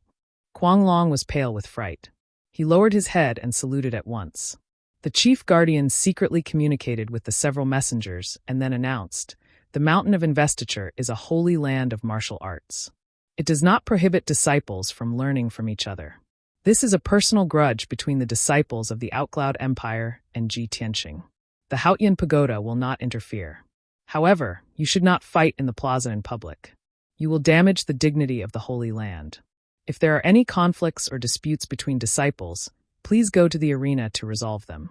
All the disciples that have participated in the fight will be punished by going to the Cliff of Reflection for 10 days as a punishment. When the Great Protector announced the punishment, everyone was stunned. Lan Yiqing, Kuang Long, and the others were so shocked that their eyes almost popped out of their sockets. No way. This is the punishment. The chief guardian has always enforced the law with an iron face.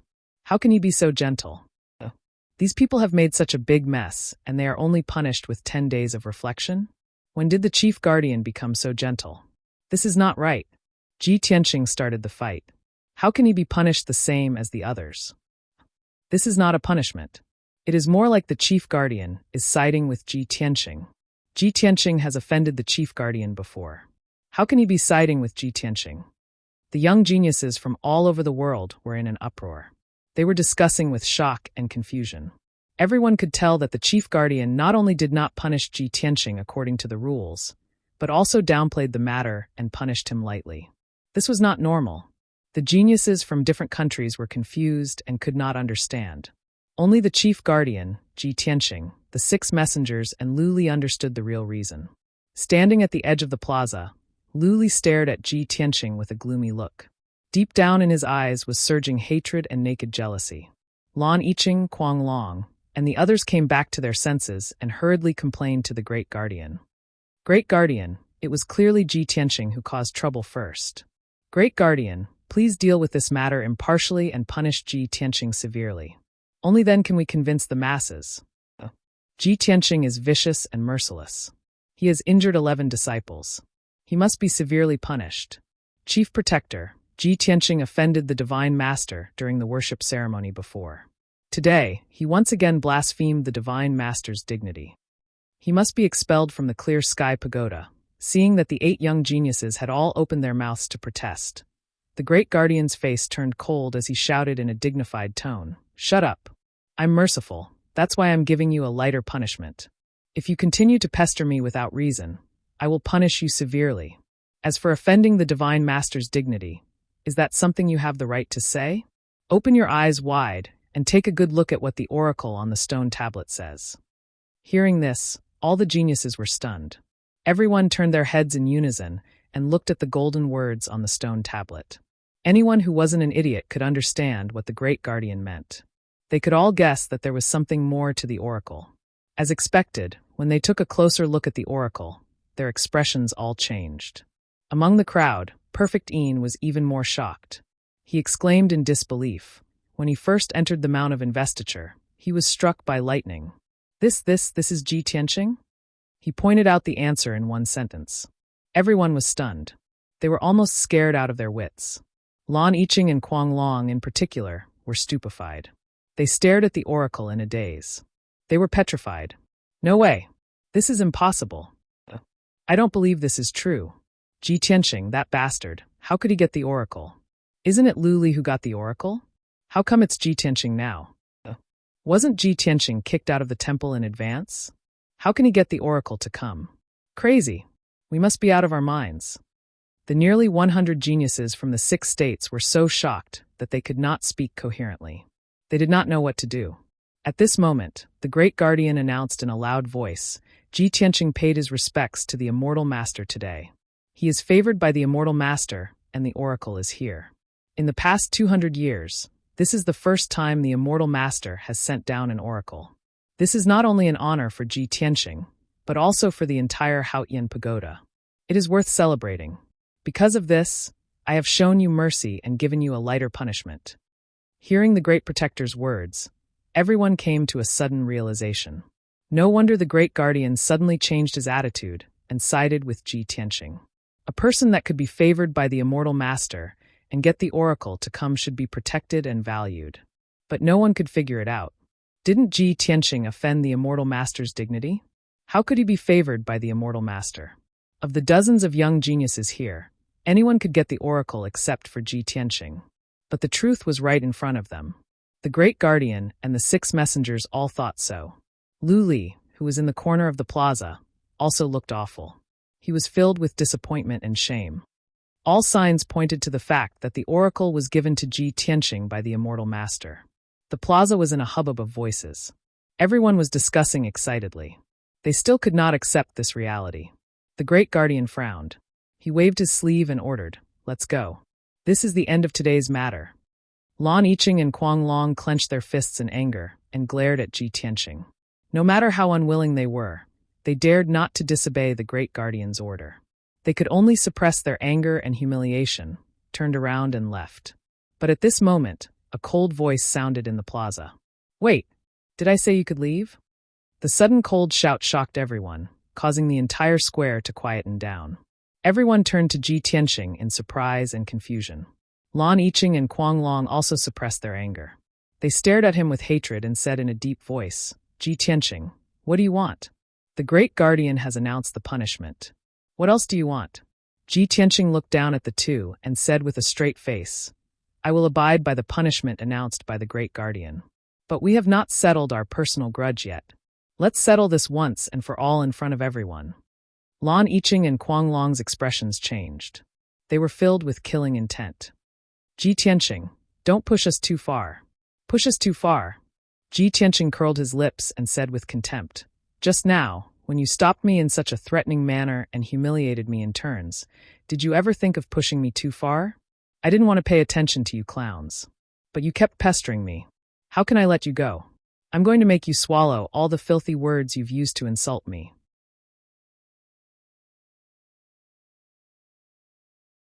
Chapter 1536.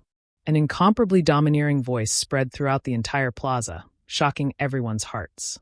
The various countries' geniuses all stared at Ji Tianqing, revealing thick shock. Their heartbeats and blood flow accelerated. This guy, really daring to say it. This is the true lawlessness.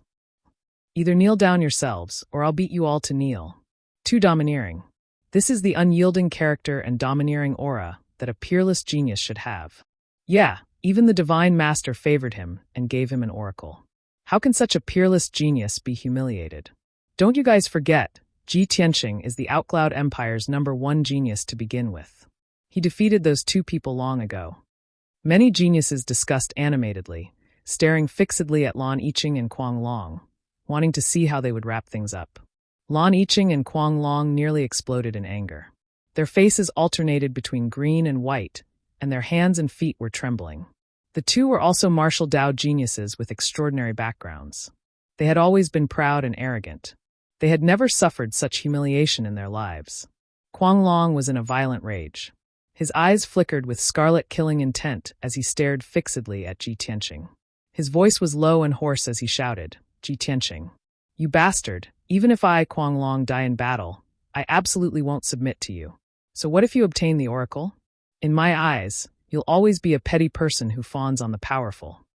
In contrast, Lan Yiqing was still considered calm, restraining her anger and killing intent. She raised her head to look at the Chief Protector and said in a deep voice, "Chief Protector, you saw it.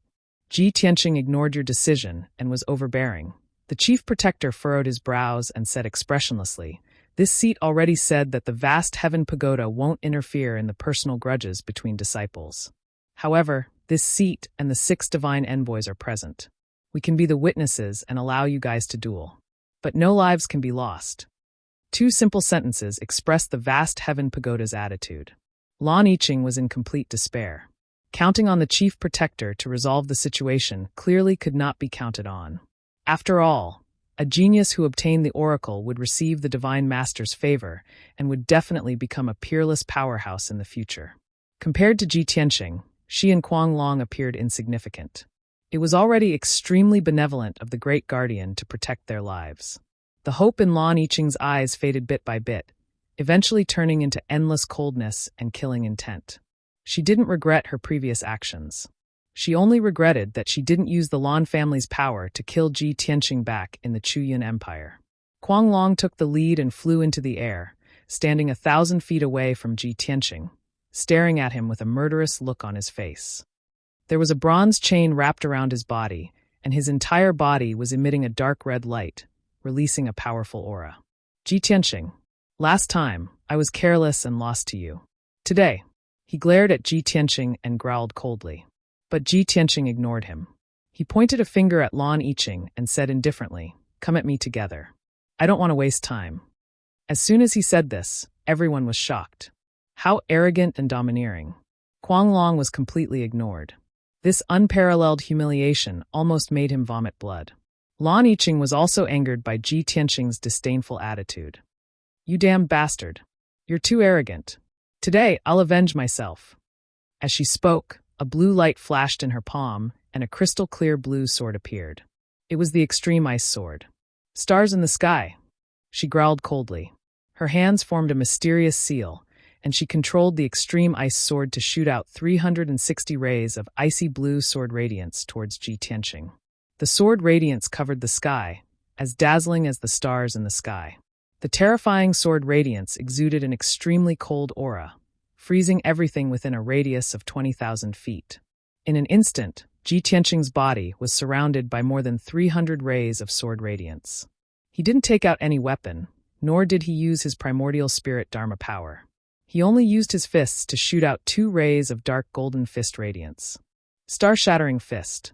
He used all of his power, and the fist radiance was as powerful as a mountain. Kaboom!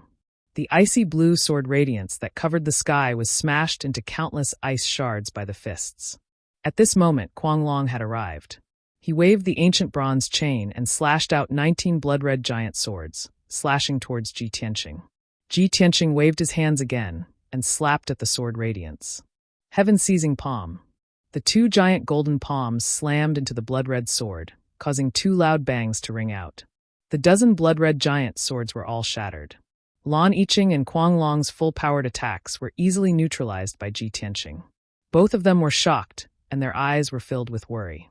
The geniuses and oracles of God from various countries all retreated to the edge of the square, watching the battle calmly. At this moment, Ji Tianqing launched his counterattack. He suddenly used the stealth step and disappeared into the sky. The next moment, he appeared beside Kuang Long and punched him in the face. Crack! Kuang Long didn't expect this, and he couldn't dodge at all. The left side of his face caved in on the spot. His bones were shattered, and his flesh was badly mangled. Under the intense pain, he waved his bronze chain crazily and released 2 blood-red giant dragons to attack Ji Tianqing. However, Ji Tianqing's figure instantly disappeared, dodging the blood dragon's attack. The 2 blood-red dragons flew across the square and were about to hit the temple. At this critical moment, the Great Guardian waved his right hand and grabbed the 2 blood-red giant dragons, crushing them. The 2 destructive giant dragons were as weak as earthworms in front of him. At this moment, Ji Tianqing dodged the attacks of Kuang Long and Lan Yiqing and appeared on Kuang Long's right side like a ghost. Bang! He punched the right side of Kuang Long's face again. The right side of Kuang Long's face was smashed, and blood and broken bones spurted out. He was completely unrecognizable. Kuang Long had been the one who yelled the loudest, calling Ji Tianqing a traitor, a dog, and shameless. But now, Ji Tianqing had purposely smashed his entire face as punishment for his foul mouth. Kuang Long flew into a rage after suffering such heavy injuries. He immediately summoned his primordial spirit and used his ultimate skill to attack Ji Tianqing. Ji Tianqing, on the other hand, turned invisible and dodged the attack. He appeared and disappeared like a ghost and charged towards Lan Yiqing. Before Lan Yiqing could react, he swept his leg out and hit her knees. With a cracking sound, her legs were broken on the spot, and she let out a cry of pain. Then, Ji Tianqing's figure flashed in and out of the square. Every time he appeared, he was beside Lan Yiqing or Kuang Long, and he used his fists and feet to injure them. Lan Yiqing and Kuang Long were beaten to a pulp. Countless bones and joints were broken, and their bodies were covered in blood. Even if they used their primordial spirit dharma forms and domain mystic arts, they couldn't do anything to Ji Tianqing. Back in the ranking battle, Ji Tianqing was only at the 4th level of the primordial spirit realm. Lan Yiqing could fight him for a while before losing.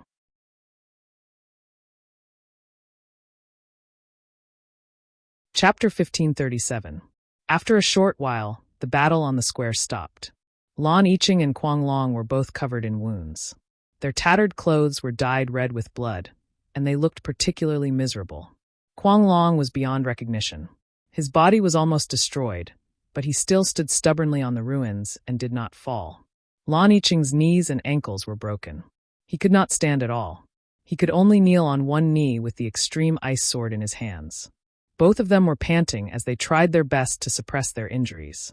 They could no longer fight back. If they continued fighting, their bodies would definitely be destroyed. Ji Tianqing had beaten the two of them to such a state with absolute dominance, but he was not injured at all. He stood 100 steps away from the two of them. His face was cold as he stared at them indifferently. "Kneel. Apologize." A cold and majestic voice rang out above the square. It shook Lan Yiqing and Kuang Long's hearts. Both of them shuddered. They were furious. Lan Yiqing's eyes looked like they were about to spit fire. The hearts of the geniuses from all over the world were also in their throats. Everyone stared at Lan Yiqing and Kuang Long, wondering what they would do. Refuse to admit their mistakes and apologize? Then they would definitely end up in a miserable state. If they really did kneel and apologize, their reputation would be ruined. They would never be able to hold their heads high again. If they stayed on Mount God Seal, they would always be humiliated and ridiculed by others. Only the Great Guardian and the 6 divine envoys could resolve this situation. However, the Great Guardian had already stated that he would not interfere with their personal grudge with Ji Tianqing. Now they could only solve this problem themselves. "Ji Tianqing, don't even think about making me apologize. Kill me if you have the guts." Kuang Long straightened his neck and raised his mangled head as he let out a furious roar.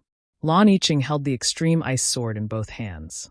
His face was extremely cold. He stared sharply at Ji Tianqing and said through gritted teeth, "You want me to apologize? Over my dead body." Both of them were very determined. They would rather die than kneel and apologize. Ji Tianqing had long expected this. He sneered, "You're really stubborn."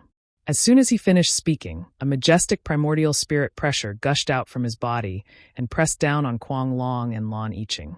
An invisible, enormous pressure descended from the sky like a towering mountain. Instantly, the two of them bent their backs and lowered their heads. Lan Yiqing was originally kneeling on one knee, holding the extreme ice sword with both hands. At this moment, she was forced to kneel on the ground. Her body was bent like a bow, and her head was almost touching the ground. Mad Dragon was originally standing, but at this moment he also bowed deeply, as if he was bowing to Ji Tianqing. Cracking noises could be heard from all the bones in his body, as if they were about to break. However, he was still stubbornly holding on, desperately resisting the suppressive power, unwilling to kneel no matter what. Seeing this, Ji Tianqing waved his hands and formed a mysterious seal, executing a secret technique. Dharma body of heaven and earth. As the seal was formed, the power of heaven and earth within 1,000 miles gathered on his body. Instantly, his aura skyrocketed, and his entire person became more sacred and majestic. He was as majestic as a mountain, and as majestic as a god. "Kneel!" He roared angrily, releasing an even more powerful suppressive power, which slammed toward Lan Yiqing and Mad Dragon. Mad Dragon was suddenly hit hard and could no longer hold on. His legs were instantly shattered, and he knelt on the ground with a plop. Two deep depressions appeared on the ground that was filled with rubble as he knelt, almost swallowing his two legs. Under the terrifying suppressive power, his spine kept bending, and his head slowly reached toward the ground. Then, with a muffled bang, his entire head was smashed into the ground, creating a crater. Lan Yiqing's fate was the same. She knelt on the ground, half of her body buried in the rubble. Her head was also smashed into the ground, buried in dust.